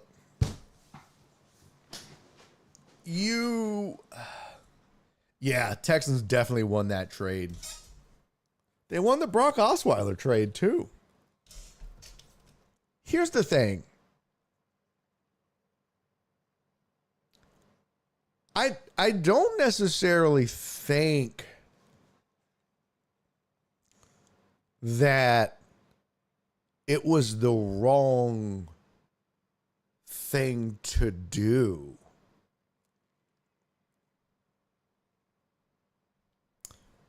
If you go back to Watson's pre-deviant behavior numbers, because he set out 2021. But previous to that, he had played 4 seasons with the Texans, 7 games in year 1, because remember, Bill O'Brien didn't want to start him. Fucking dipshit. So he starts 7 games, then he got hurt. Then he came back. 2018, 2019, 2020, he played in 16, 15, and 16 games. And in each of those seasons, he threw for 4,100, 3,800, and then 4,800 yards. So the last season that he played in Houston, he played in 16 games, threw for 4,800 yards, almost 5,000 yards, completed 70% of his passes. Okay? 8.9 average. 8.9 yards per pass average. Per completion average, excuse me. Threw 33 touchdowns and 7 interceptions. Had a 112 rating and a QBR of 63.7. He was balling in 2020. Balling. And then the scandal broke in the offseason. Or kind of, I guess it was in the offseason. And it was like, yeah, this is just not going to work. What do you do with him? So he went from that 4,800 yards, 33 touchdowns, 7 interceptions, 70% completion percentage. He hasn't thrown for more than 1,200 yards in a season since. He's played in 6 games, and 7 games. He's completed 58%, 61%, 63%. He's thrown for 7 touchdowns, 5 touchdowns, 5 interceptions, 4 interceptions, 3 interceptions. You go from damn near a 5,000-yard passer, playing in 16 games a year. How could you predict that? I mean, you knew the off-the-field stuff. You know what I mean? You knew that part of it. You knew what you were getting. What you could not have predicted was how bad he would be on the field. What you could not have predicted was the 1 year away from football going to affect him that much? Now, keep in mind, he's been injured every single year. You can't predict those either.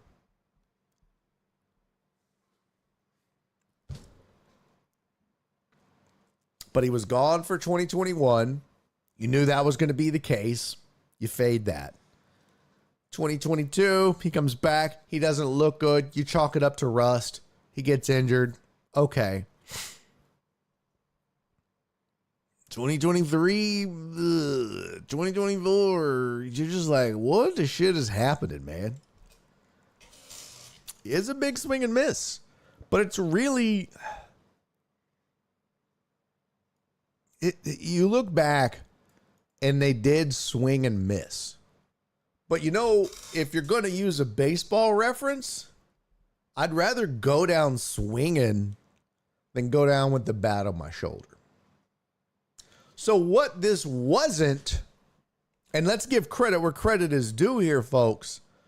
What this was not them throwing money at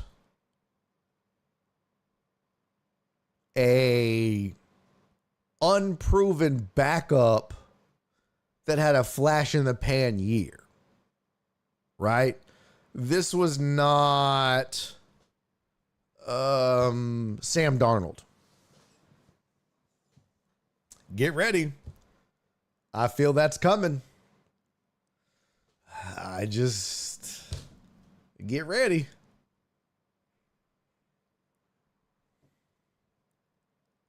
You know, this was not that. This was a guy who was setting the league on fire. He looked like he was elite, one of the best quarterbacks in football.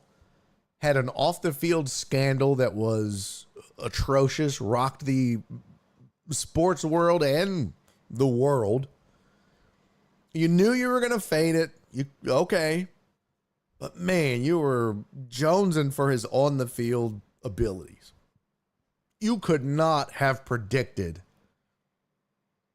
his downfall on field. Nobody could have. So I don't blame him for that.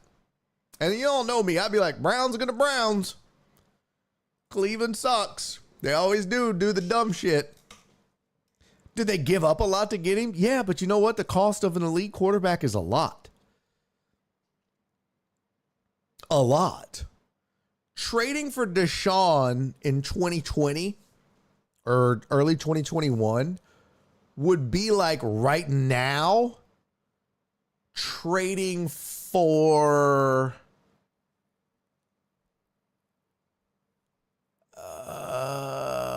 who's 4 years in? Oh, fuck. Let me see. Let me go NFL QB. Let's see. Stats. Joey B. Yeah. Burrow's 5 years in.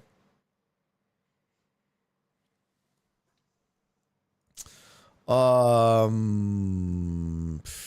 gonna say Lamar, but I think he's way further along than that. Yeah, he's way further along. Shit. Hold on. Oh, let's see. They would have been NFL Draft 2020, right? NFL 2021. NFL Draft 2021. Trevor Lawrence, Zach Wilson, Trey Lance, Justin Fields, and Mac Jones. Yeah. Yeah. Not really that good. Let's try 2022. Fuck. Rank it all 9 QBs picked in the 2022 NFL Draft. Malik Willis. Kenny Pickett, Sam Howell. Desmond Ritter. God damn. Shit. Brock Purdy. Ugh. I mean, goddamn. 2 years in a row, those QBs sucked. I mean, let's just call it Joe Burrow. He's 5 years. That's about what it would be like right now. Let's say Joe Burrow had a scandal off the field, and the Jets were like, fuck it. Let's shove all in. Seriously. Let's run through this scenario. Let's say that Joe Burrow slapped the shit out of his girlfriend,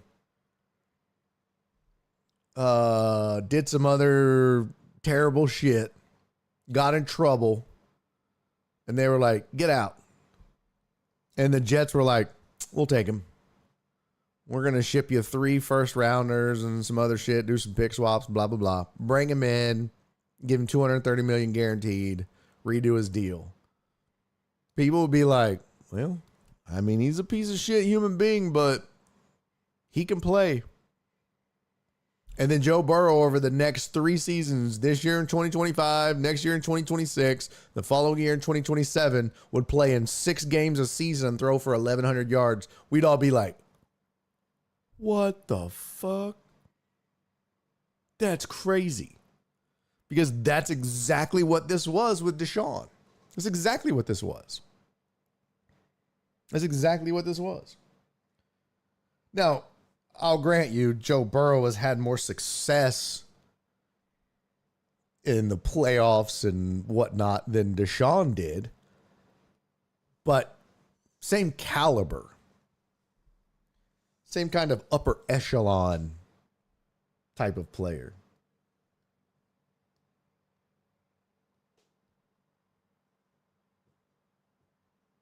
Bleed blue, sir. That is inappropriate. Sir, that is inappropriate, Mr. Blue.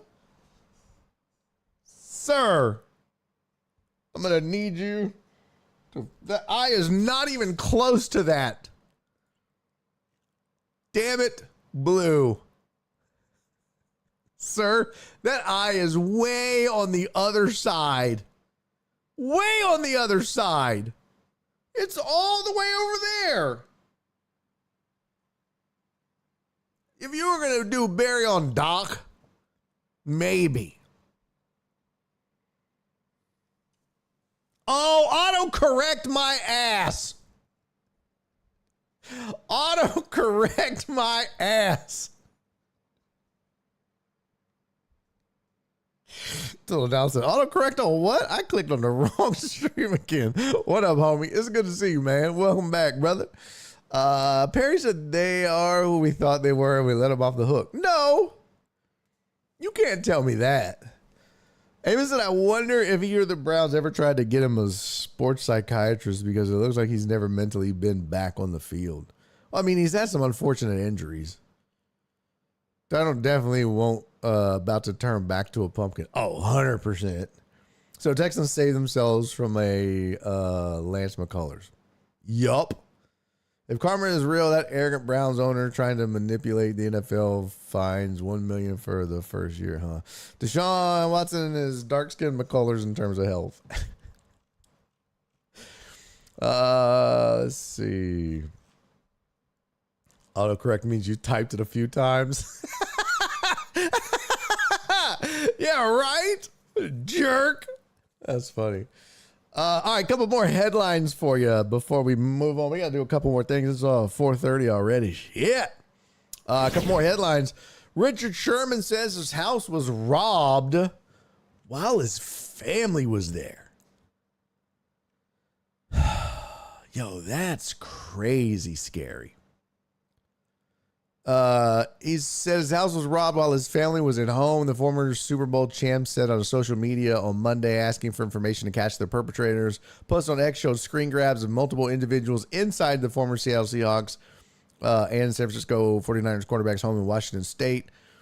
Time stamped to Saturday. House being robbed at gunpoint with my family in it isn't what anyone wants for a birthday gift. Yeah, that's scary. Scary situation that my wife handled masterfully and kept my kids safe. If anyone has any info that can help these people, please reach out. That can help find these people, please reach out. Oh, damn, they even got video?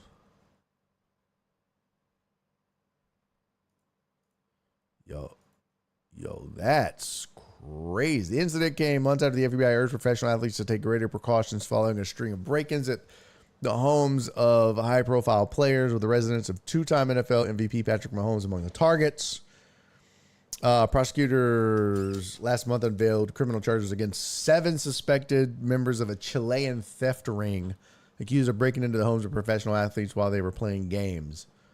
Some were caught with memorabilia stolen from the home of Cincinnati Bengals quarterback Joe Burrow. Oh, shit. It's like Beetlejuice. We said it 3 times, and there he is.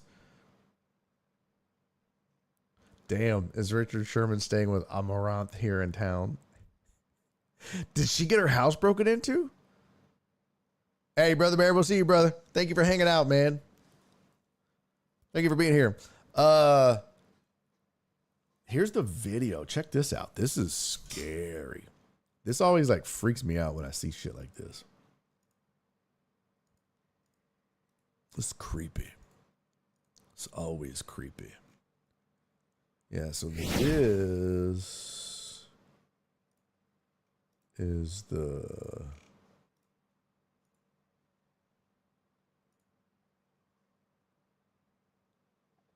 Yo, that's creepy as fuck. Hold on, I was going to try to... hold on, damn it.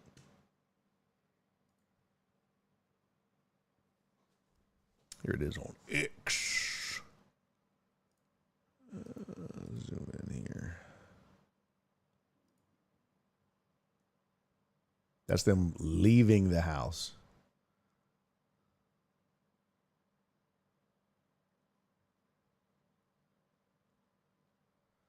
That's crazy, man. So they had just had bags of shit. They just took off running. And then this was the photos. That's one photo. You know what's wild to me though? And then there's another one. What's kind of wild to me is people with cameras inside their house. Do y'all have cameras inside your home?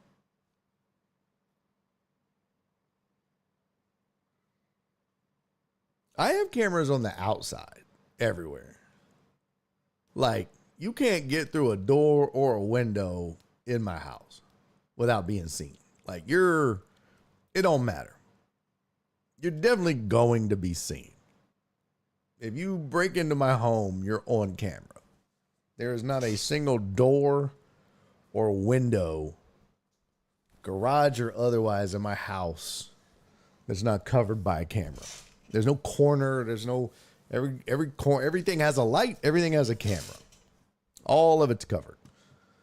I think it's kind of weird that there are cameras on the inside of people's homes, though. That's kind of weird. Bleak Blue said it's a fuck ton of cameras. Yeah, right. I did see that. He also said, yeah, you got to keep the youth in line. Yeah, but still, it just feels kind of creepy. You know, like that's, I don't know. That feels kind of like an invasion of privacy in some ways.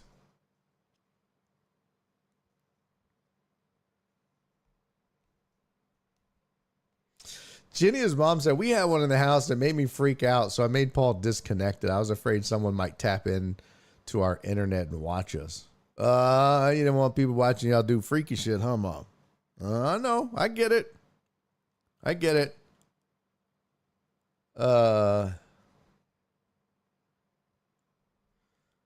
That's the thing is like, I don't want cameras all over the house. I'll be walking around scratching my ass on camera. No, thank you. Hugo said just the front door. Donna says some people have them to watch the dogs. Well, I mean, what you gonna do? They're dogs. So you're watching them. They're still, I don't know. Perry said 3 outside, 1 inside, but the one is in my 6-year-old's room. Okay. Amos said, it's your house. Whose privacy are you invading? I mean, I don't know. Like, if I'm not home, I don't want my wife to be thinking like, oh, he's spying on me with cameras, and vice versa. If she's not home, I don't want her to be like, I don't want to be thinking like, oh, I'm constantly being watched with cameras. Like, that's just not that's just weird to me. I don't know. You know, like, it's just weird. I don't know. What up, Walt? Good to see you, brother. Yeah, cameras inside the home feels weird. Just my thing. A couple more headlines for you. Jets owner Woody Johnson has ripped the NFL Players Association survey, calls it totally bogus because the players said his franchise was doo-doo. They basically gave him an F, said the Jets suck. He was the only owner to receive an F grade. He dismissed the findings Monday, calling the survey, quote, totally bogus. Johnson said he values his relationship with the players and their opinions, but he questions the integrity of the poll. Asked what was bogus about it, he replied, the whole thing. In the latest survey, 1,695 players graded their respective teams in various categories. The results were released Feb 26. We had them here on the show. We went through them. The Jets were rated the worst in pretty much every category. The results were released. The NFL Players Association was critical of the Jets' top leadership and culture. Johnson, speaking to reporters in the annual league meeting, took issue with, quote, how they collect the information and who they collected it from. It was supposed to be according to the agreement we have with the league. It's supposed to be a process where we have representatives and they have representatives. So we know that it's an honest survey. And that was violated, in my opinion. I'm going to leave it at that. But I think there are a lot of owners that looked at the survey and said that it is not fair. It's not balanced. It's not every player. It's not every representative of the players. Jets' overall rankings based on grades in 11 categories was 29th, a drop from 21st in 2023. We want to get better every day, blah, blah, blah. NFLPA on its website explains the methodology, saying it used research experts from an independent group to provide guidance on best practices for conducting the survey. It was administered from August 26th to November 20th, was done online and anonymously. Every rostered player at the time of the survey was provided access to the poll. Though he disputed the results, Johnson said he'll try to create better communications with the players. Sounds like somebody's mad. Also, sounds like they were right. Everyone hates me and they're all doo-doo heads. Gee, I wonder why they hate you. Maybe because you're acting like a bitch? Speaking of polls, ladies and gentlemen, over the weekend, we launched the Barry on Deck dadBOD bracket. Yeah, baby! That's right. It went down, ladies and gentlemen. We had the Barry on Deck dadBOD bracket. And voting has begun. Now, you can vote on Twitter. We're going to vote. So voting on social media ends today. And then tomorrow, we're going to vote on the show. And, okay, so actually, let's do this. We're going to vote on the show now. Fuck that shit. How many matchups do we have? 1, 2, 3, 4, 5. Yeah, we have 5 matchups. Okay. Yeah, we have 5 matchups. So what we're going to do is we're going to vote now because we're going to do this before the show's over. And the reason is I don't know if we're going to have a regular show tomorrow or a special edition show. I reached out to Trey. We might do a Trey on deck on Barry on deck on the patio tomorrow. Been a long time coming for one of those. And he leaves to go out of town Wednesday, April 2nd. And I'm not doing a show Wednesday, April 2nd, because I'll be spending the entire day prepping for my show at the Punchline Comedy Club, right there. Get your tickets. Go to barryisfunny.com. You can grab tickets. Donna, you can vote real quick. Let's see. Actually, Donna, you can just send me your votes and I'll add them to the votes. So, here's what we're going to do.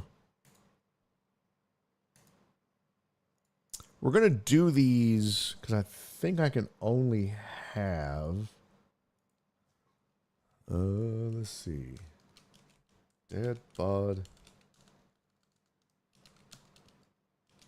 bracket voting.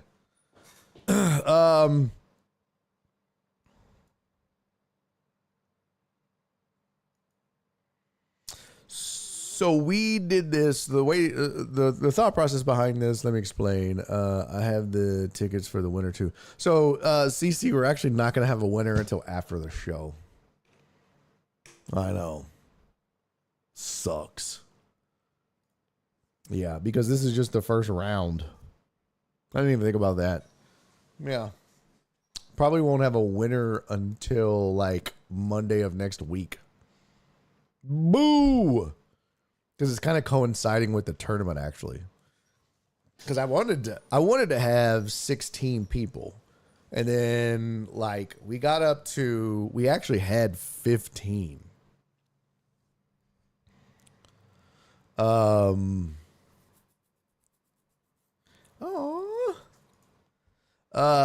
had up to 15, then several people backed out for various reasons. So... and ask Jen, if we got to 16, I was going to up the cash prize to $150, but nope, we're sticking to 100, winner take all. All right. So here's how we're going to do this. I'm going to show you the photos here. I'm going to put them on the screen of the Barry on Deck dadBOD bracket. And then, each of you are going to vote for who you think should advance to the next round. So I wanted to have 16. I was going to call you first 16. There's obviously in basketball it's the Sweet 16. So I was going to have the Sour 16. So instead, I'm calling this the Sour 11.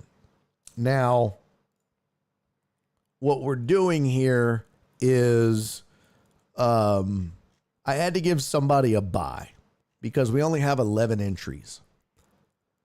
So I had to, one dadBOD ended up getting a bye. And then in round 2, we're going to be left with 2, 3, 4. We're going to be left with 6. Okay. So here's what it's going to look like. Hold on. Let me go to. Let me drag all this over here. Screw.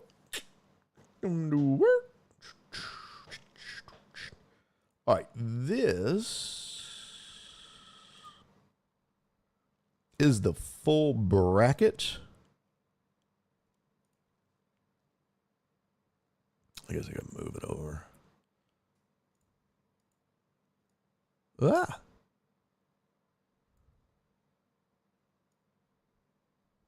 Yeah, that's the full bracket right there. And so you've got 10 dadBODs going against each other in this round, plus one dadBOD got a bye. And then next round you'll have 6. And then the finals, round 3, will be the 3 dadBODs. All right. So you got your sour 11. And then round 2, I'll have a name for those. And then we'll have the final 3. All right. So that's how this will go down. How can I? Oh, that's what I'll do. I'll just move all these over here. Video.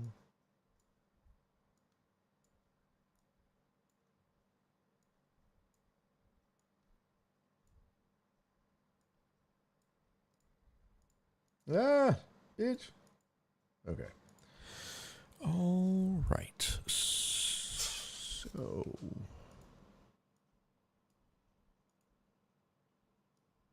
Ah, bitch.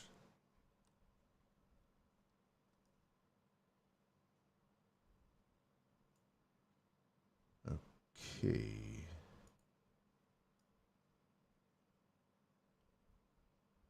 That's one.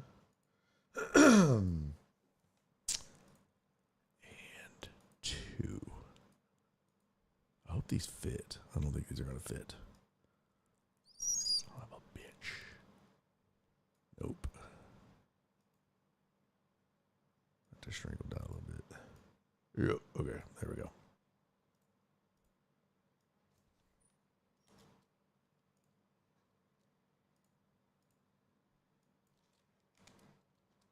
Yeah, shut up. Okay.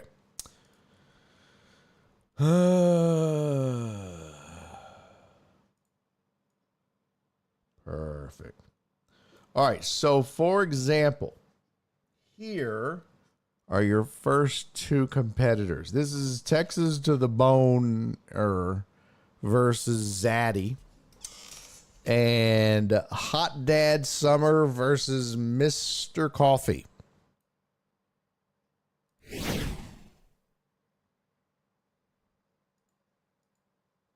There you go. So I'm going to put Texas to the Boner, Zaddy, Hot Dad Summer, and Mr. Coffee. All right. So you're going to have 5 minutes to vote on these.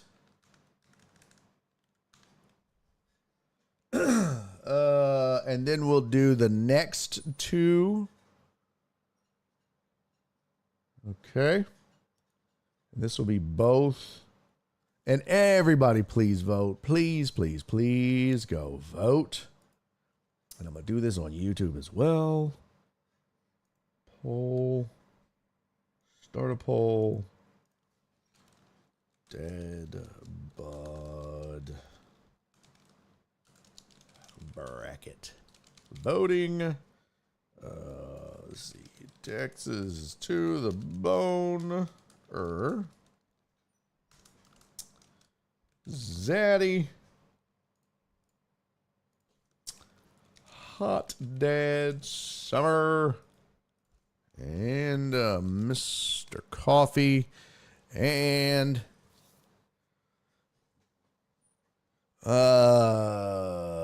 okay, so you've got 5 minutes to vote on Twitch, on YouTube. You can vote on both. I don't give a fuck. Stack the vote.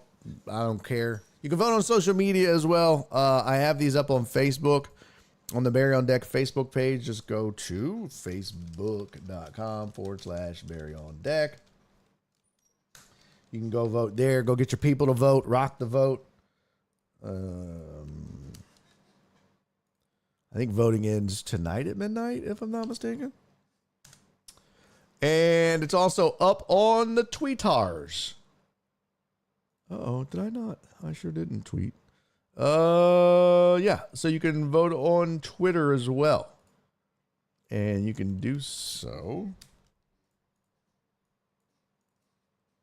here. All the votes count.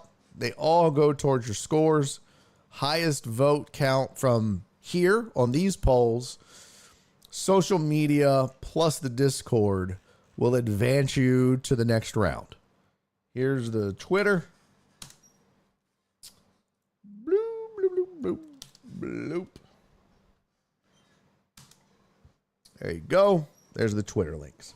And then I'm going to also put this on the Discord. And so that's how you can vote. On the Facebook, you've got to click on the picture and then like there you put an emoji. So I think thumbs up was one and heart was the other. So you either choose thumbs up or heart, and that's how you vote on Facebook. All right. So Perry said, whoa, LOL, where them names come from? Where did them names come from? That's fucking awesome. I basically just looked at the pictures and came up with names. Because I was like, I don't know how else to. I mean, you had to have a way to identify everybody. So what I did was looked at the photos and was like, well, this looks like this and that looks like that. And that was how I came up with the names. So I just, try to get creative. As I'm prone to do sometimes. So, yeah, that was it. I just kind of looked at them and came up with some names. And, yeah, I mean, I either took something from the picture. Like, you can't really see the Mr. Coffee, but there's like a coffee pot in the bottom left corner of his picture. That's why he's Mr. Coffee. Yeah. Zaddy was Zaddy because he looks like he's holding his baby bump. Texas to the boner. I mean, duh. His Texas is on his boner. Come on. Hot Dad Summer. New Orleans is the hot boys. It's the dadBODs. Hot boys, hot dads, Hot Dad Summer. So that's where I came up with those. Yeah. So dadBOD bracket, go vote. Everybody vote. When the poll, when the 5 minutes is up on Twitch, I will end the poll on YouTube, and then we'll do the next round. In the meantime, we're going to discuss a little bit more sports related stuff until the voting is done for the show, and then we're going to get the fuck out of here because I'm gonna go make my wife some steaks, baby. I was supposed to cook for us last night, but I ended up doing yard work all night. Hardtop said, if the boner doesn't win the whole thing, I riot. Well, you could do that. Spoons that I have so many bad jokes about the torpedo bat. Yeah, let's talk about that for a second. The torpedo bat is a very interesting thing that's pissing people off. If you didn't know, Heartthrob, before leaving Hop Scholar, he was like, take a look at the football score that broke out of the Yankees game. Very interesting scoring. Yankees scored like 36 runs opening weekend of baseball. And much is being made of their new bats. They're called torpedo bats. And essentially what this means is it looks like a torpedo. And all they really did is they moved the fat part of the bat down closer to the hands. So a typical bat is, the handle is skinny and then it starts to, get larger as it gets towards the end. But the shape of it is, it's the end of the bat is cylindrical. It's a perfect cylinder. But these torpedo bats actually moved some of that closer to the handle, and so towards the end of the bat, it's a little bit skinnier. It looks like a torpedo. I can find you an image of one. Let's see, torpedo. And this is an over exaggeration of one.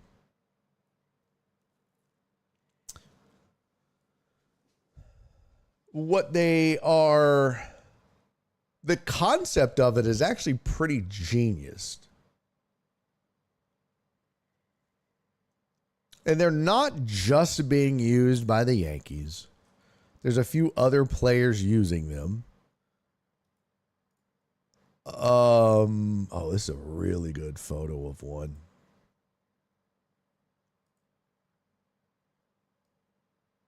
Okay, real quick. Voting has ended. View the results.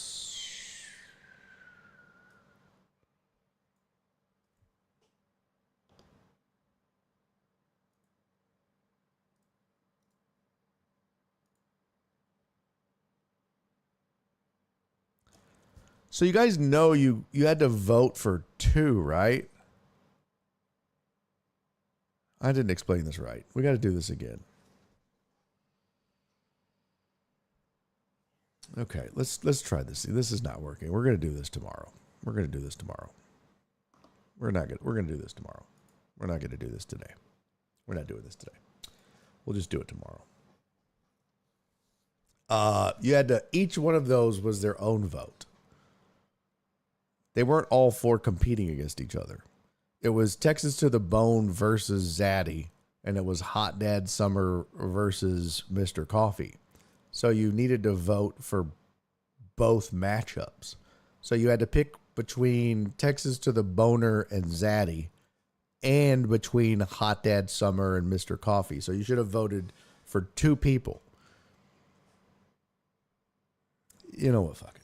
We'll do it tomorrow. Because it's almost time to get out of here. Yeah, we'll do it tomorrow. Even if we do a tray on deck, we'll do it tomorrow. Yes. Because, it looks like everybody, voted for one or the other. So, yeah. I don't think I explained it properly. Oh, shit. I closed the wrong window. I definitely didn't explain it properly. Yeah. So we'll do individuals tomorrow instead of groups. Because it obviously confused the shit out of people. Let me end this poll. Stop it. Stop it. Okay. Yes. End the poll. End the poll. All right. Here's what the torpedo bats look like. Let's see here. Oh, bitch. Go away. Where does the fucking bats go? Oh my god, I just had the fucking bats. Where are they? Did I close them out? You dirty bitch.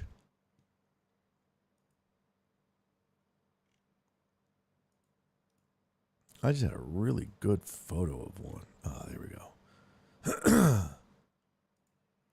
Yeah, okay. So these are the torpedo bats. Ah, you dirty bitch. Here we go. Yeah, you can see the... how the bat kind of gets smaller towards the end. So what they did is they moved some of the diameter closer to the hands, basically. And in doing so, you've basically put more surface, more hitting surface, more contact surface closer to the hands. Everybody knows you hit,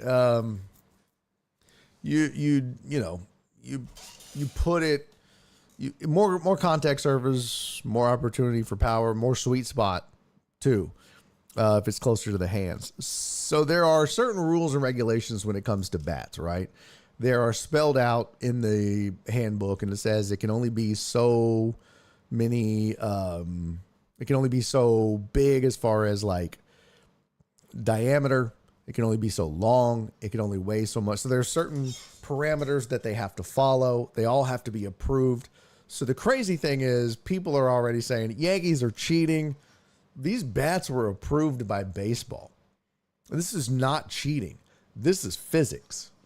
And there was like some MIT nerd that came up with this concept, and they're working. And they're now all the hitters are like, yes, please. I'd like to try these bats. The game evolves. The game evolves and science evolves. And just like when pitchers figured out how to spin the ball better, glove technology got better, which allowed fielders to field the ball cleaner. Bats evolved too. So don't be mad or pissed just because batting technology has evolved. That's not cheating. That's evolution. So don't blame the Yankees for being cheaters. It's just a different kind of bat. They just studied physics and said, this is a way to, it's all within the parameters and the regulations of baseball. And you know me, I'm team fuck the Yankees. 1000%. Where'd it go? Oh, shit. Oh.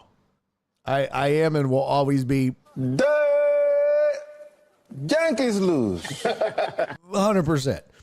But I mean, they're not cheating. This is all within the parameters. The diameter or circumference of the bat isn't against the rules. The way it's shaped isn't against the rules. None of that's against the rules. I mean, it is what it is. They just happen to take advantage of it. So, and I do agree with you though, Drake. If this were the Astros, people would be losing their fucking minds. I can't wait till the Astros get a hold of these bats though. Pitchers are pissed, to be sure. What you gonna do? Problem is, pitchers are like, hey, but we can't use tack to control the ball, but they can use these bats. Well, the rule book says yes and no. The rule book says no, you can't use tack, but that those bats are legal. You got a problem with that, take it up with baseball. Yeah, imagine Jordan with that bat. Oh, brother. Can't wait. All right, we're going to fix the vote and do that tomorrow. We got plenty more to get to tomorrow. We didn't even get to all the shit I wanted to. We didn't get to jersey sales in baseball. We didn't get to the brawl in the NBA. Plenty of shit to discuss. Hopefully, I'll know if we're going to do a Trey on deck, on Barry on deck on the patio tomorrow. We'll get to that and more. So, that'll be fun. Good times. Thanks for being here, everybody. Make sure I'm going to put the voting on the Discord for the dadBOD challenge. Get those votes in. Spoon said, no, I don't like the patio shows. I'm sorry. Some people love them. So get your votes in on the Discord if you are a Patreon member. And tomorrow we will do the voting on the show.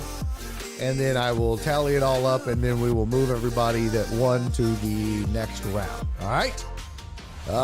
In the meantime, thanks for hanging out with me today. I will see you guys tomorrow, whether it's a patio show or not. We are doing a Barry on deck, no matter what. In the meantime, do me 3 favors, everybody. Be safe, be kind, and most importantly, love each other. I'll see y'all tomorrow. Bye, everybody. Spoon jackass. When are we doing a mom bod contest? I don't know, brother. Send me a picture of your titties and we'll get it started up. Bye, everybody.